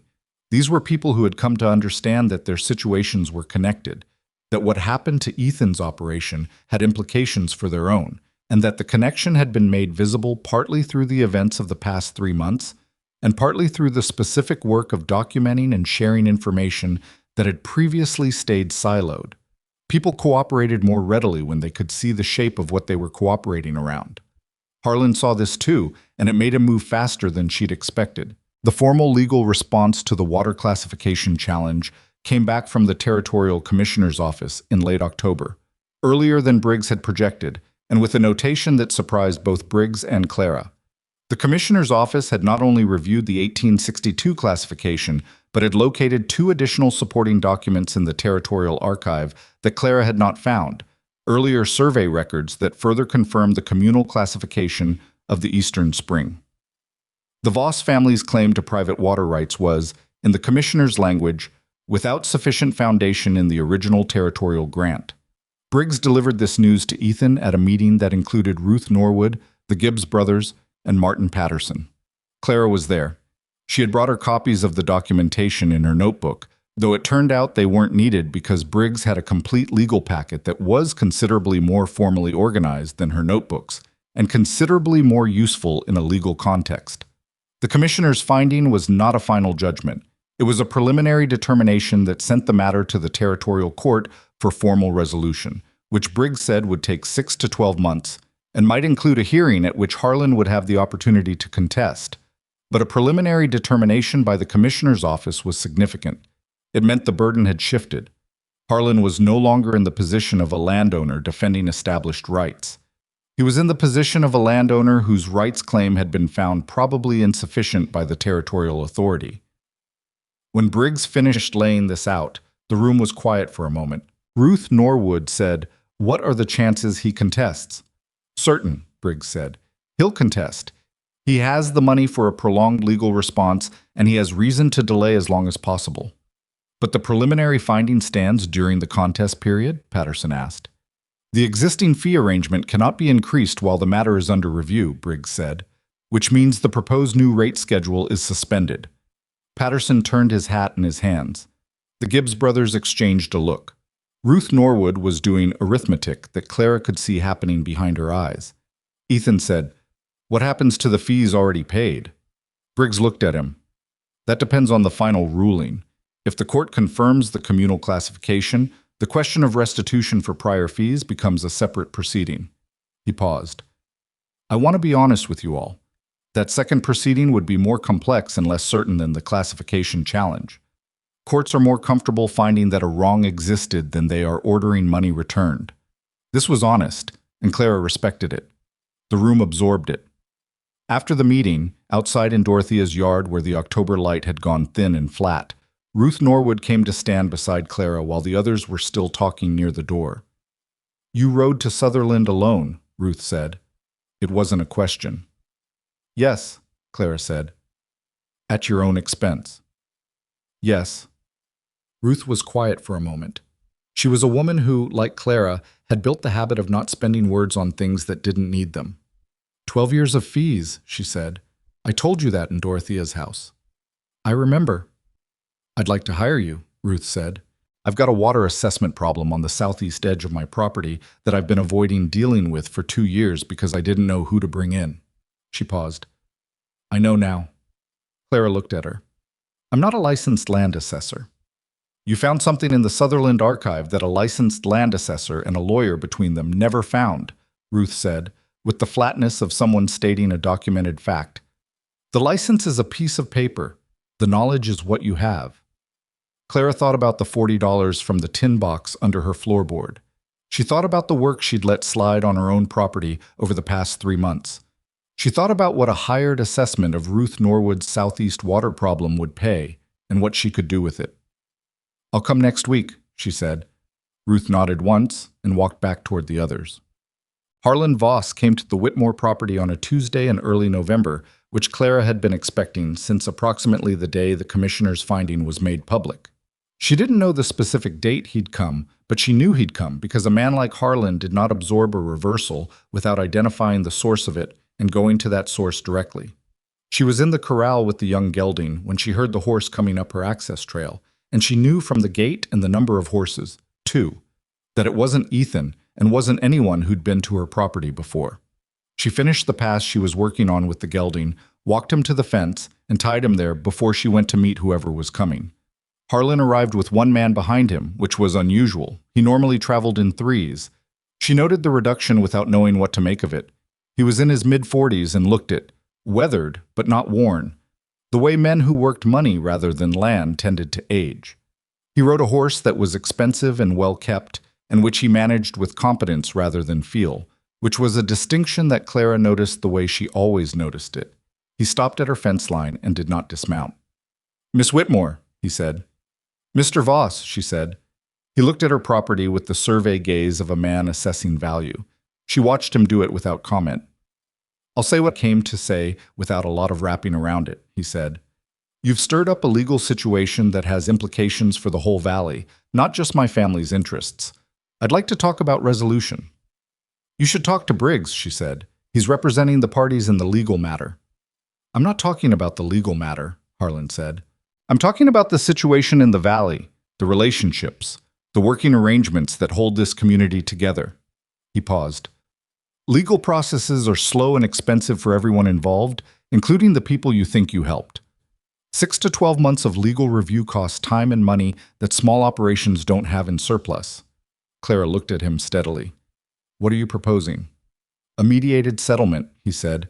"The fee schedule stays at current rates rather than the proposed increase. In exchange, the classification challenge is withdrawn. Current rates on access to water that the commissioner has already found may be communally classified," she said. "A preliminary finding," he said, "which my lawyers will address." "I'm sure they will," she said. "That's what lawyers do." He held her look. Up close, she could see that he was doing his own reading, assessing her, looking for the leverage point, the uncertainty or ambition or resentment that he could use to move her. It was what he did. She could see the process operating. "You're from this valley," he said. "Your father built something here. You've built something here." His voice shifted register slightly, not threatening, but deliberate. "A woman running a modest property alone doesn't have a lot of margin for error. Legal entanglements have a way of becoming expensive even for the people who initiated them." Clara felt the thing she always felt when people tried this particular approach with her. Not anger exactly, though anger was a component, something more precise. A specific clarity about what was being attempted and a specific refusal of it. "Are you suggesting I could be named in a counter-proceeding?" she said. "I'm suggesting that situations like this have a way of expanding," he said, "and that people who stay out of them tend to be better positioned." "Mr. Voss," she said, "I'm going to tell you something plainly. The document I found in Sutherland was a public territorial record available to anyone who went to look at it. I went and looked at it. What the parties involved do with that record is now in the hands of their lawyers and the territorial court." She paused. "I'm not a party to the legal challenge. My name is not on the filing, so I'm not sure what you think a conversation with me accomplishes." He looked at her for a moment. His expression had shifted slightly, something in it recalibrating. "You have Callahan's confidence," he said, "and the Norwood woman's and Patterson's. I've seen how this valley has moved in the past 2 months. People cooperate when they can see the situation clearly," she said. "You made it clear for them," he said. "That's considerable influence for someone who was, 3 months ago, standing alone at the edge of a dance floor." He said it without overt meanness, which was almost worse. The observation delivered as a simple fact, a reminder of how recently she had been irrelevant, an implication that irrelevance was a state he could restore. Clara absorbed it. She thought about the dance, standing at the window while Harlan performed his joke for the cattle buyers and the Alderton patriarch, counting 7 seconds with her hands very still. She thought about Ethan crossing the room with the directness of a man who had decided to do something and was doing it. "That's true," she said. "I was at the edge of the dance floor." She held his look. "Things change." Harlan looked at her for a long moment, then he turned his horse. "Think about what I said," he said. "Legal processes favor the people with the longest patience and the deepest resources."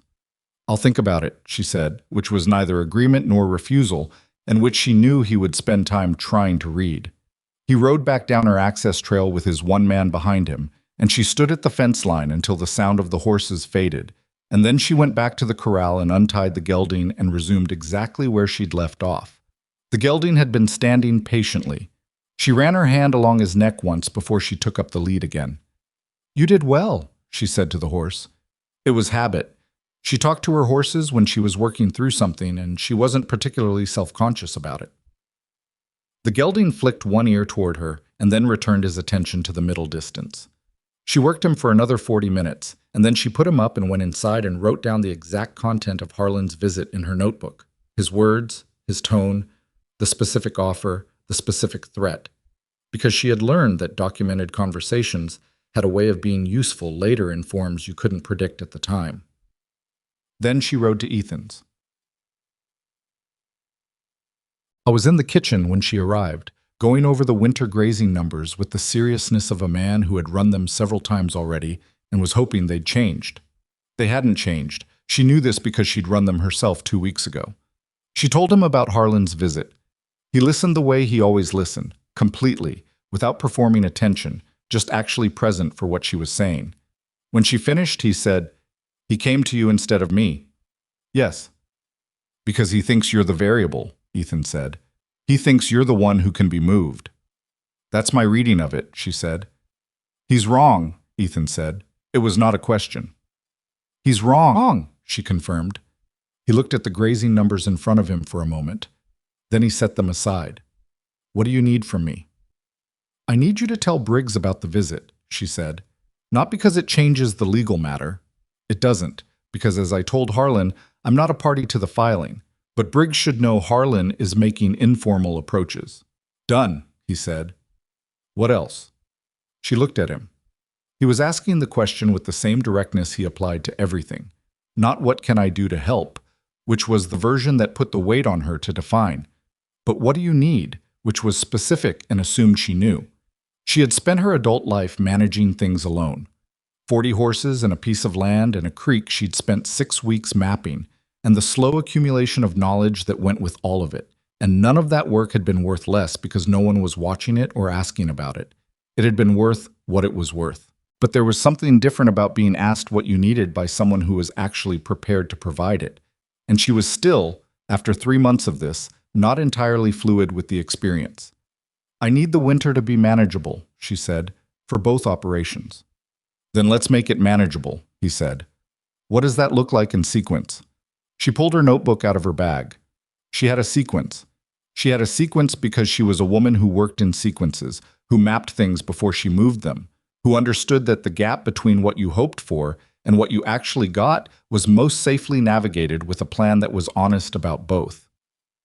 They sat at his kitchen table in the early November dark with the notebooks between them and the winter ahead of them, and the legal process moving slowly in Sutherland on a timeline that neither of them controlled. And they worked through it step by step: the cattle placement, the pasture rotation, the seeding plan for the damaged north sections, the water monitoring through the freeze months, the points where things could go wrong and what would happen at each of those points. It took 2 hours.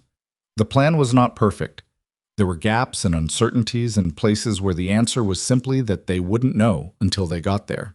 But it was honest and it was specific and it accounted for what they actually had, rather than what they wished they had, which was the only kind of plan that Clara Whitmore trusted.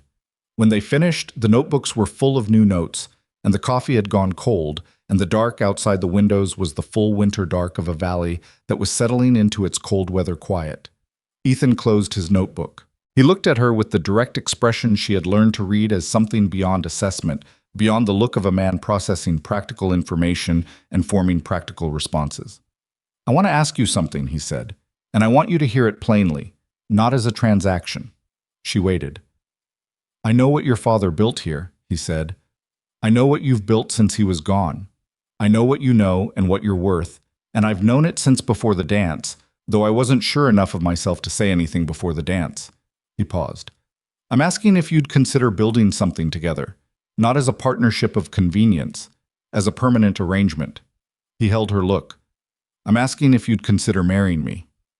The kitchen was very quiet. Outside, the wind had picked up slightly, the first suggestion of the real cold that was still a few weeks away.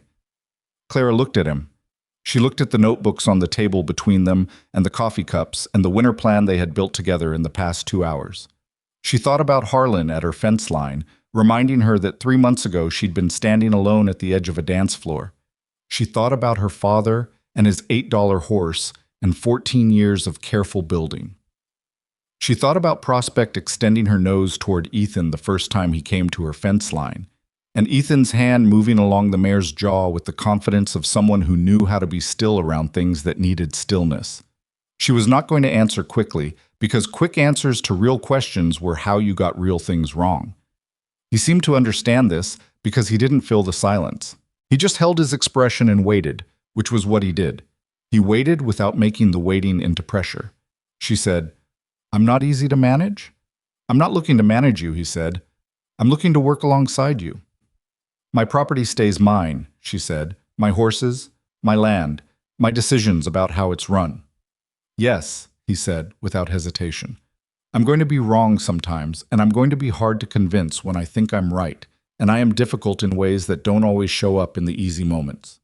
"Clara," he said, with a patience that had something else underneath it, "I watched you ride back into a fire line for 2 yearlings. I know something about the ways you're difficult." She looked at him. "Yes?" she said. He let out a breath that told her he had not been certain, which she appreciated.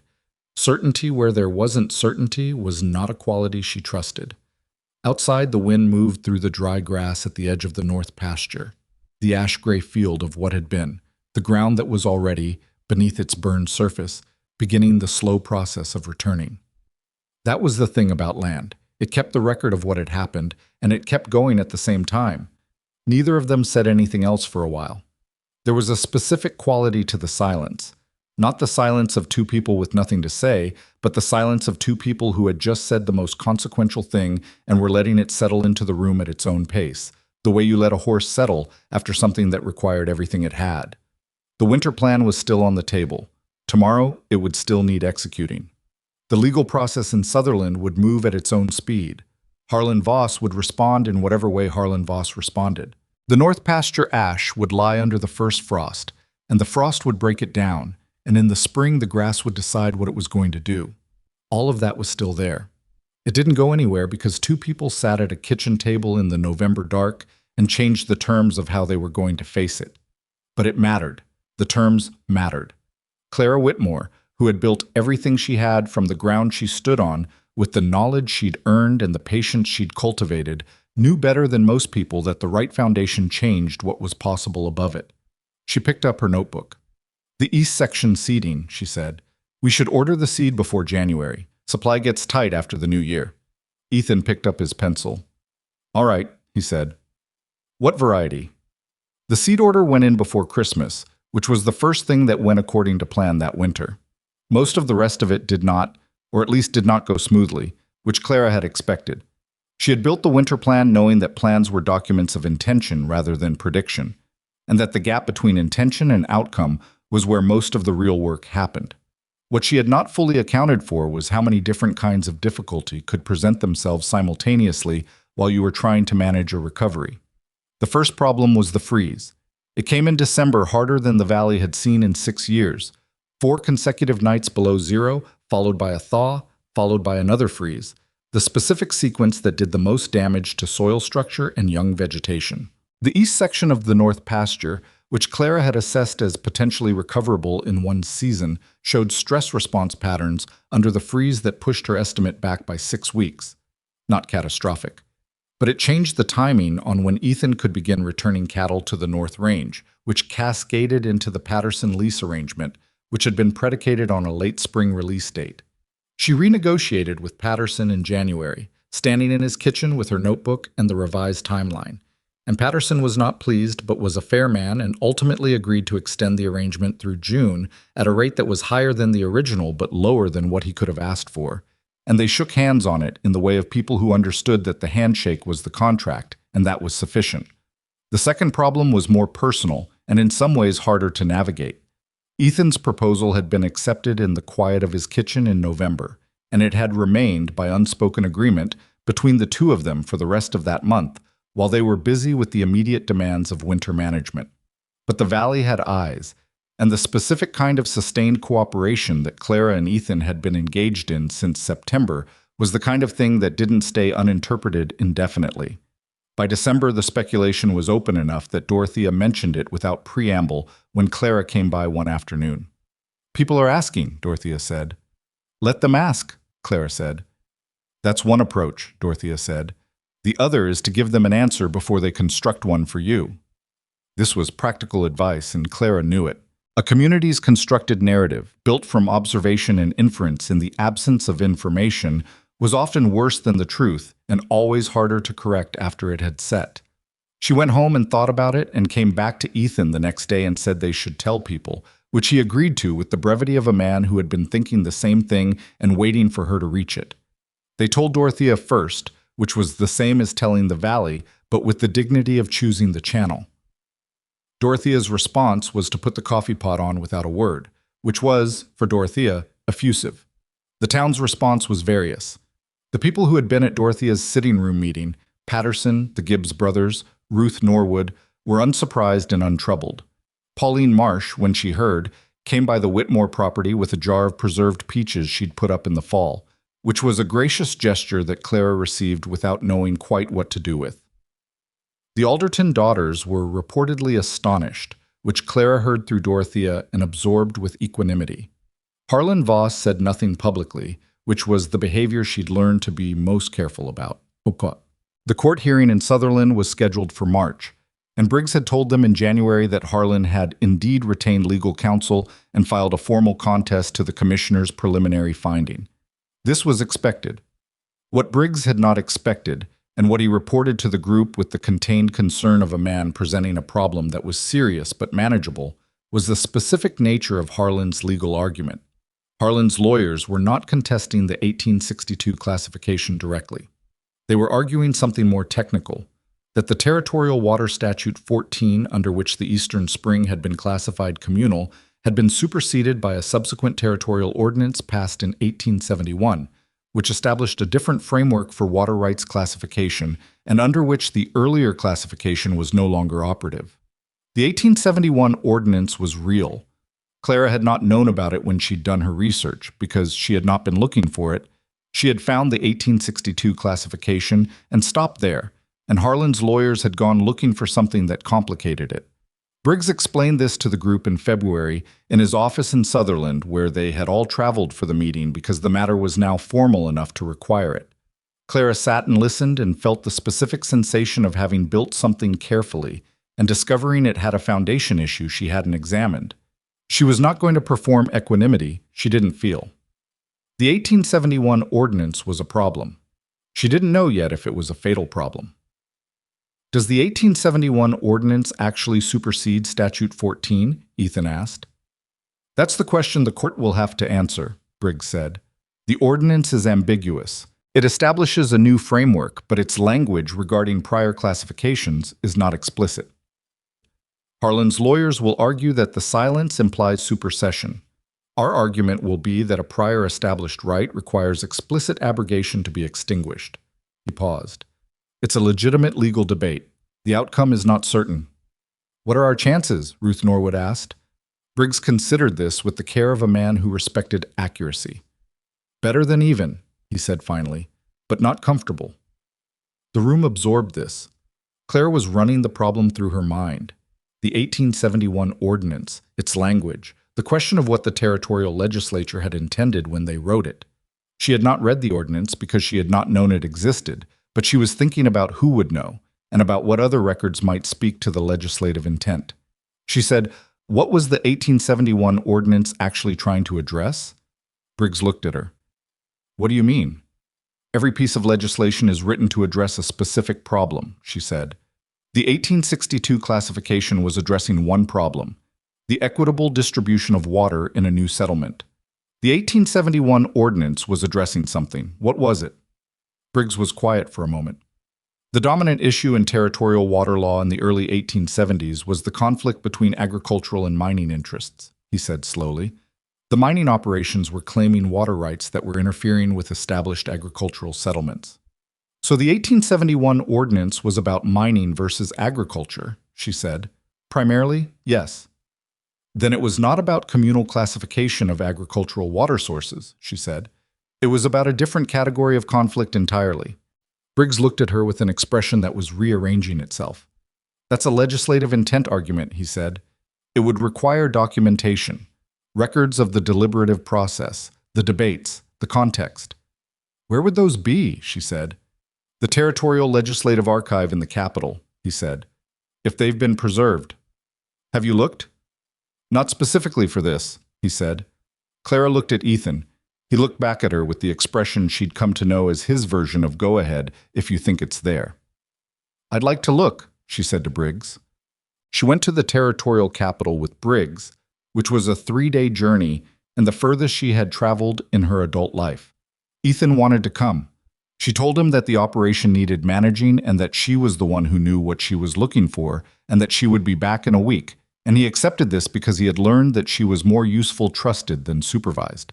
The Legislative Archive was housed in a building considerably more formal than the Sutherland Records Office, and the archivist was a woman in her 60s named Mrs. Fenwick, who had the air of someone who had organized an enormous amount of information and had opinions about whether you deserved access to it. She and Clara regarded each other for a moment upon introduction, the mutual assessment of two women who had both spent considerable time being underestimated. Something in the assessment resolved. Mrs. Fenwick showed her to the legislative records for 1870 and 1871 without further friction. The deliberative record was not complete. Some of the committee discussions had not been transcribed, which was common for the period. But what was there was sufficient. Clara found the floor debate record for the 1871 ordinance in the second day of her search, and the record confirmed what Briggs had described. The debate was entirely focused on the conflict between agricultural water users and mining operations that were upstream of settled farms and ranches. There was not a single reference to communal classifications of existing water sources. The ordinance had been drafted with an entirely different problem in mind. More importantly, she found a committee chairman's note attached to the original draft of the ordinance, written before the floor vote, that stated explicitly, "This ordinance is not intended to disturb prior classifications made under Statute 14 or any other statute governing the original settlement grants. Its application is limited to the conflict between agricultural and extractive use that has been the subject of petition from the Valley territories."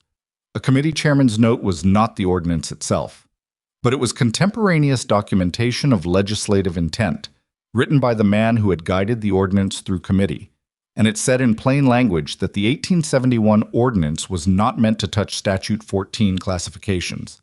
Clara copied it word for word. She asked Mrs. Fenwick about certified copies, which were available at the same $3 rate as Sutherland, and she obtained one and placed it inside her shirt for the journey home. Briggs, when she showed him, sat with it for a long time. "This is significant," he said. "I know," she said. "It doesn't decide the case," he said, "but it substantially strengthens the legislative intent argument." He looked at her. "How did you know to look for this?" "Because I know that things are written to solve specific problems," she said. "And if you understand the specific problem something was written to solve, you understand the limits of what it can do." He looked at her for another moment. Then he said, "Miss Whitmore, I've been practicing law in this territory for 18 years. I want to tell you that what you've done in the past 4 months, in terms of research and document retrieval, is work that I have seen trained legal professionals fail to accomplish." "Thank you," she said, which was the appropriate response, and she meant it. And she also noted quietly to herself that trained legal professionals had not been looking because they had not had reason to look, because nobody had asked them to look, because nobody had thought the question was worth asking, which was the same dynamic that had made Harlan's water fees possible for 15 years. The things that nobody looks for go on doing their damage in the dark. The court hearing in March lasted 2 days. Clara sat in the gallery with Ethan on one side and Dorothea on the other, which was not where she had expected to be. She had expected to be in the gallery watching while Briggs managed the proceedings. But Briggs had requested her presence because he anticipated the committee chairman's note would require explanation of how it had been located and what it demonstrated, and Clara was the one who could explain it with authority. She was not called to testify formally. What happened was that Harlan's lawyers presented their supersession argument, and Briggs responded with the legislative intent argument, and the judge, a compact man named Horace Webb, who had been on the territorial bench for 11 years and who had the manner of someone who had heard every variety of legal argument and was primarily interested in whether any of them were new, asked Briggs to explain the documentary basis for the intent claim. Briggs explained. He described the committee chairman's note, its date, its language, its relationship to the floor debate record. He submitted the certified copy. The judge read it. He read it twice. He asked one question, who located this document? And Briggs said, Clara Whitmore, a land and water assessor from the Red Willow Creek Valley. Judge Webb looked at the gallery. His eyes found her because Briggs had indicated her direction with a slight tilt of his head. She held the judge's look without flinching, which was the only thing to do, and after a moment he looked back down at the document. The proceedings continued for another day.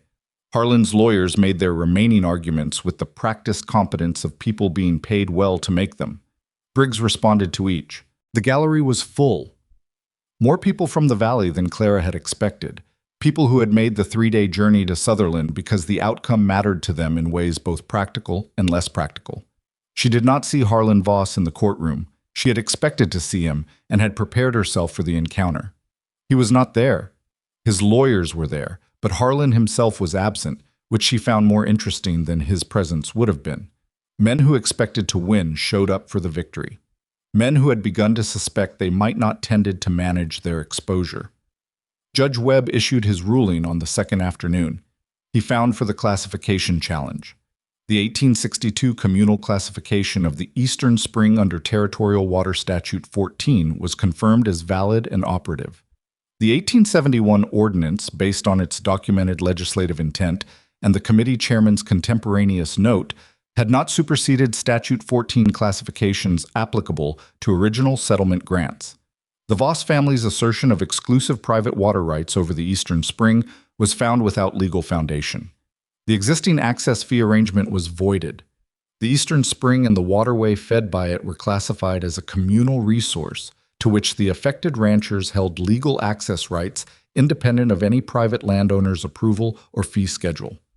The question of restitution for prior fees paid was reserved for separate proceeding, as Briggs had predicted.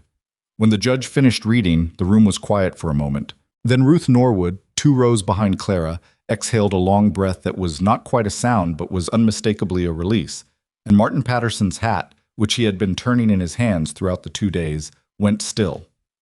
Ethan's hand found Clara's in the gallery, and she let it stay. So the walk out of the courthouse was the part she hadn't prepared for. It was a practical oversight. She had prepared for the research, the testimony explanation, the legal arguments, the outcome in its various possible forms. She had not prepared for what happened when word moved through the people gathered outside the building, and they turned toward her with the specific expression of people who understood what had just happened and who had done it. Patterson shook her hand with both of his, which was the most demonstrative she had seen him. The Gibbs brothers stood to one side, and Harold Gibbs said, "Miss Whitmore," and then seemed to find that he didn't have the next words and settled for nodding once, firmly, which was fine. Ruth Norwood said, "I want you to come back to my southeast water problem when you've recovered from this one." "I'll come next month," Clara said. Several other people she didn't know as well, ranchers from the valley's outer properties, people who had been on the Eastern Access Agreement and whose names she knew, but whose faces she'd rarely had occasion to address directly, said things to her that she received with courtesy and a persistent internal uncertainty. The uncertainty of a person who had done what they did because the work required doing, and who found the recognition of it somehow harder to receive than the work itself had been. Dorothea found her at the edge of the group. "You look overwhelmed," Dorothea said. "I'm not overwhelmed," Clara said. "You look it anyway," Dorothea said, without meanness. "That's allowed. It's been 4 months of considerable work." "It's been 26 years," Clara said, and then was surprised she'd said it because she hadn't meant to say it out loud. Dorothea looked at her for a moment. "Yes," she said, "it has." They were married in April, when the valley had begun its move back toward green and the North Pasture's east section was showing the first suggestions of returning grass, thin, uncertain, but present. The ceremony was at Dorothea's property because Dorothea's was the place where the significant events of their particular story had consistently happened, and it seemed right to close the sequence there. It was small. Patterson came, and the Gibbs brothers, and Ruth Norwood with one of her hired men who had helped with the north fence repair, and whom she brought on the principle that people who had worked through something together deserved to mark the resolution together. Pauline Marsh came. Briggs sent a note that he was sorry to miss it, but that he was in the capital following up on the restitution filing. Clara wore a dress she had made herself, not from blue cotton this time, but from a green wool that had taken her 3 weeks and 2 full rebuilds of the collar before it was right. She was not the kind of person who made things be what they weren't, and the dress was not beautiful in the way of imported silk and fitted bodices. But it was right, and it fit her correctly, and she had made it herself, which was its own form of rightness. Ethan said very little during the ceremony, which was characteristic of him, and which she had stopped reading as indifference 3 months into knowing him. He was a man who spoke when speaking added something and was quiet when it didn't. What he did during the ceremony was look at her with the complete unperformed attention that she had identified in him at the dance, the quality that had made her look twice at a question she hadn't expected, and it said everything it needed to say. Dorothea made food that was better than the occasion technically required, because Dorothea's approach to hospitality was that occasions required what you could provide, and she could provide better than most. They ate in the yard because April in the valley was warm enough, and because the yard at Dorothea's felt more like the right space than the indoors. Clara sat at a table with her coffee cup and looked at the people who had gathered and thought about the specific distance between this moment and the moment 8 months ago, when she had stood at the edge of the Cattlemen's Hall dance floor counting to 7. The distance was not what she would have predicted. It was not the distance of a transformation, not the before and after gap of a person who had become something different. She was the same person. She had the same knowledge, the same habits, the same difficult qualities she had disclosed to Ethan in his kitchen in November. What had changed was not her, but the visibility of what she already was. The conditions under which the knowledge she had built over 26 years was finally findable by the people who needed it. She thought about her father at his kitchen table with his land notes, documenting the spring because he believed in knowing things completely. He had not known what those notes would eventually do. He had just known that the knowledge was worth having, and had written it down in the assumption that known things were more useful than unknown ones. He had been right in ways he hadn't lived to see, which was a particular kind of rightness that Clara found she could hold without bitterness, because bitterness required spending energy on what wasn't, and she had too much to do with what was. Dorothea came and sat beside her. "What are you thinking?" Dorothea asked. "I'm thinking about my father's notes," Clara said. Dorothea was quiet for a moment. "He'd have been insufferable about this," she said, "in the best possible way." Clara smiled, which was the right response and also the honest one. He would have found 12 other problems to solve immediately. He would have, Dorothea agreed. That was his way. She looked at the yard, at a small gathering of people who had made their way to this particular place in the April light. "It's yours, too." The restitution proceeding settled 8 months later, in December of the following year, and the outcome was partial, which Briggs had prepared them for, and which was honest, because courts were more comfortable confirming wrong than undoing its financial consequences in full.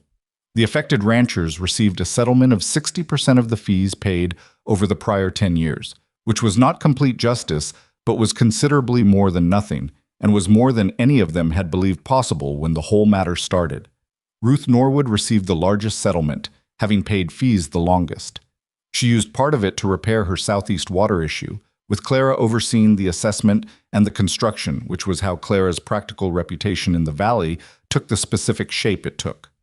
Not announced, not formally established, but built assessment by assessment, problem by problem, the same way everything she had built had been built.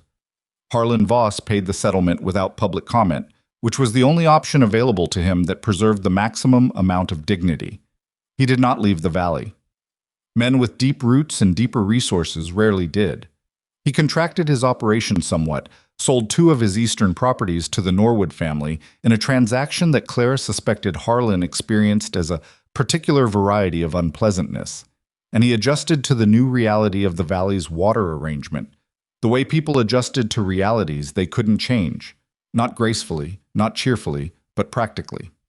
He never approached Clara again directly. She saw him at the annual ranchers' gathering the following year and the year after that, and they occupied the same room the way people occupied the same room when they had been on opposite sides of something consequential, and both understood that the matter was concluded. He did not perform friendliness. She did not require it. There was one moment at the second gathering when she was talking to Patterson near the refreshment table, and Harlan passed within a few feet of her, and their eyes met briefly. Not long enough to be an encounter, just long enough for two people to register each other's presence. She held the look with the same steadiness she had held it with at her fence line. He looked away first. That was all. The North pasture came back in 2 seasons, as she had predicted. Not perfectly. The sections where the fire had burned hottest took longer and came in thinner and required overseeding twice before they held. But they came back. The grass that grew in the ash of a burned field carried the minerals of what had burned, and the soil that had been through fire and recovery was in some respects stronger than the soil that had simply been grazed and rested through ordinary seasons. This was not a metaphor she applied consciously. It was just what she observed, walking the pasture in the spring of the second year, kneeling in sections to check the root structure, making notes in the notebook she still carried everywhere. Ethan's herd came back to the North Range in phases, careful and monitored, with the rotation pattern she had redesigned distributed across all the sections to prevent the overgrazing that had contributed to the original degradation. The herd numbers grew in the years that followed, steadily rather than dramatically, because they were built on carrying capacity that was real rather than optimistic. The water system held. The barrier Clara and Cutter had built at the Upper Creek site required maintenance. She went up to check it every spring thaw and every early fall, and twice in the first 4 years it needed repair work, once because the mortar had cracked in an unusual freeze cycle, and once because a section of the rock face above it had shifted again and required the barrier to be extended by 3 feet on the eastern side. Neither repair was small, both were done. The creek ran through the Callahan North pasture with the steady, reliable flow of a system that was understood and managed rather than hoped about. She maintained her own property throughout all of this. The 40 horses became 50, then 60, as her breeding program produced animals of the quality she had been working toward for years. Prospect's line carrying forward the structure and temperament that Jonas Whitmore had found in an $8 horse on a cattle drive sale in 1863. The Whitmore horses had a reputation in the valley and then beyond it, in the territories to the north and east, where word traveled along the networks of ranchers and buyers who followed bloodlines the way other people followed news. She was not comfortable with the reputation, exactly. She was not a person who rested easily in recognition, but she understood that the reputation was the result of the horses being what they were. And the horses being what they were was the result of 25 years of careful, unglamorous work that had happened with or without anyone noticing. And the reputation did not change what the work had been or what it was worth. It was Ethan who said it most directly. One evening in the second year of their marriage, when they were sitting on the porch in the late summer dark, and the horses were quiet in the pasture, and the creek, audible in the far distance, was running at its proper level. "Do you know what the difference is," he said, "between you and most of the people in this valley?" She looked at him. "I'm sure you'll tell me." "You learn the ground before you move," he said.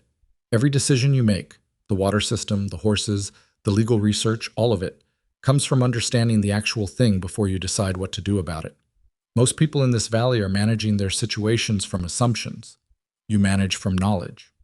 "My father taught me that," she said. "I know," he said. "But knowing it and doing it are different. Plenty of people know it." She thought about this. About Jonas Whitmore at his kitchen table. About 6 weeks of creek mapping. About 3 hours in the Sutherland Records office. And 2 days in the Territorial Archive. About the specific patience required to learn a thing completely before you touched it, when the world was consistently suggesting that you were already spending more time than the thing deserved. "It's just how I work," she said. "That's what I mean," he said. Dorothea Haynes died in the winter of the 4th year, which was not unexpected. She had been slowing in the way of people in their late 60s whose bodies have spent decades of frontier living. But it was a loss that Clara felt in a specific place that she had not expected to feel anything in, because she had not fully understood until Dorothea was gone how much of Clara's sense of herself in this valley had been shaped by having one person who had always, quietly, and without making a ceremony of it, been paying attention.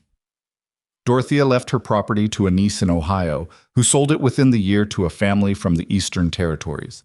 The house was repainted and the kitchen was redone, and the sitting room where they had gathered on that Sunday afternoon to look at a certified copy of a territorial water classification became a room that meant nothing in particular to the people who lived in it. Clara went once, in the spring after the sale, and stood in the yard where the wedding had been held and looked at the house and felt what she felt, which was not simple grief, but the more complicated feeling of understanding that places don't hold the things that happened in them, except in the people who carry those things forward. She carried Dorothea forward in the specific ways Dorothea would have wanted, practically, without excessive sentiment, by continuing to do the work and by continuing to say the things out loud that needed saying rather than letting them fester. She taught Pauline Marsh what she knew about water assessment, which was something Pauline had asked about, and which Clara agreed to because Pauline had the same quality of genuine curiosity about actual things that Clara recognized as the foundation of everything useful she had ever done. They spent 2 seasons working through the valley's water systems together, and by the end Pauline could do an independent creek assessment that was, in Clara's professional judgment, competent. Not as thorough as her own, not yet, but competent and improving. Ethan watched this with the expression he wore when something was going in the right direction. "You're teaching her," he said, one afternoon when Pauline had ridden home and Clara was cleaning her boots at the back step. "She asked to learn," Clara said. "You didn't have to say yes." "My father didn't have to teach me," she said. "He just did. Because I was there and I was curious and it seemed wasteful to leave it untended." She looked at the boots. Same principle. Years later, enough years that the North Pasture had been through 5 full recovery cycles, and the horses had gone through 3 breeding generations since Prospect and the East Fence had been rebuilt twice from scratch. Clara Whitmore Callahan was 51 years old, and the shape of her life had the kind of solidity that comes not from the absence of difficulty, but from the presence of a person who has learned, through repeated and sometimes painful practice, how to navigate difficulty without being destroyed by it. She was not easy. She had told Ethan she wouldn't be, and she had been right about that. And the years had not made her easier in the specific ways that difficult people do or don't get easier. She was still hard to convince when she thought she was right.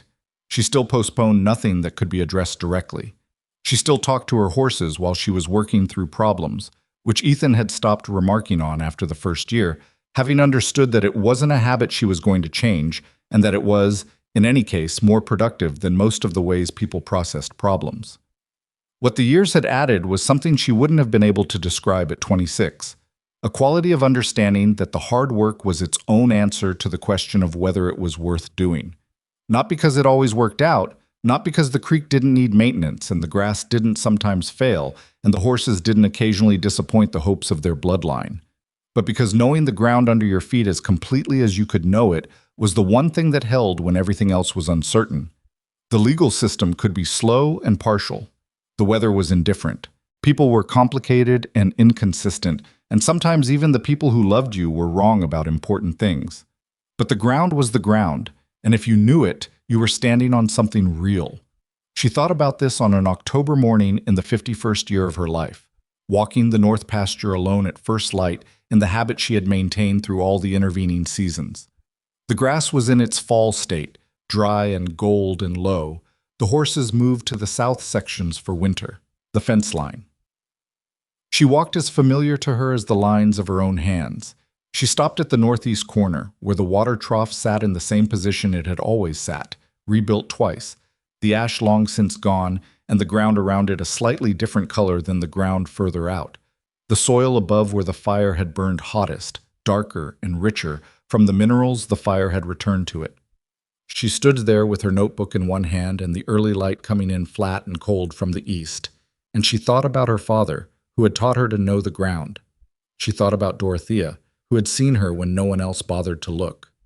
She thought about Ethan crossing a room with the directness of a man who had made a decision, and about the water running in the creek in the distance with the sound of a system that was understood and maintained. She thought about the committee chairman's note in the Territorial Archive, written by a man she would never know about a problem he was trying to solve, sitting in a box in the Capitol for 12 years waiting for someone to go looking. She thought about all the things that go on doing their work in the dark until someone with the patience and the knowledge to find them comes along and finds them. Here's what Clara Whitmore had come to understand. In the 51st year of her life on the frontier land that had been her father's and was now half hers and half Ethan's, and would eventually belong to the valley in the way that all land eventually belongs to what comes after. The world is not changed by the people who make the most noise in rooms. It is changed by the people who know the most about the ground they're standing on, the people who map the creek before they move the water, who read the statute before they make the argument, who walk the pasture in the dark when there's no one watching and nothing to prove, because the work is worth doing whether anyone sees it or not.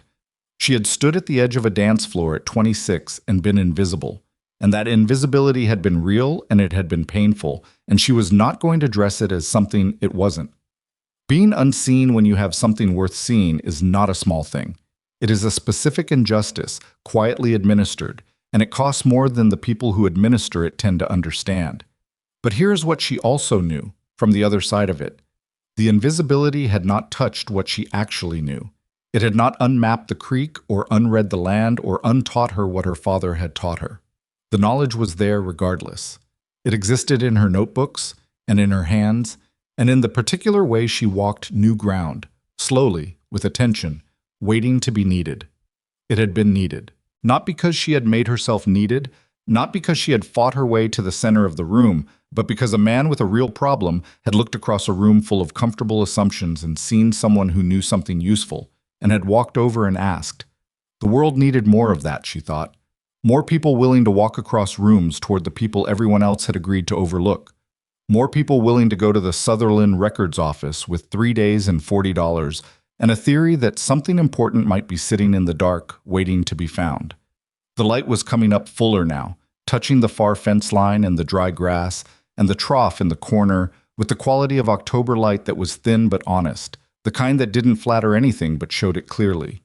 She opened her notebook. She had notes to make. The east section soil was showing a moisture pattern she wanted to document before the first frost changed it, and she had been meaning to walk the upper creek before the freeze season and check the barrier.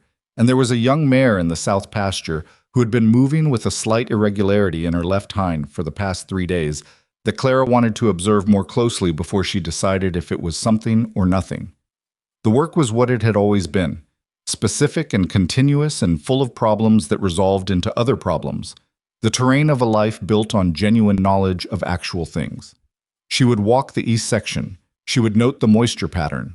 She would go up to the creek before the freeze and put her hands on the barrier and see what the stone and the mortar and the water had made of another year. The creek ran in the distance, steady and present, the sound of water moving through a system that someone had taken the time to understand. Clara Whitmore closed her notebook, turned her collar up against the October cold, and went to do the next thing.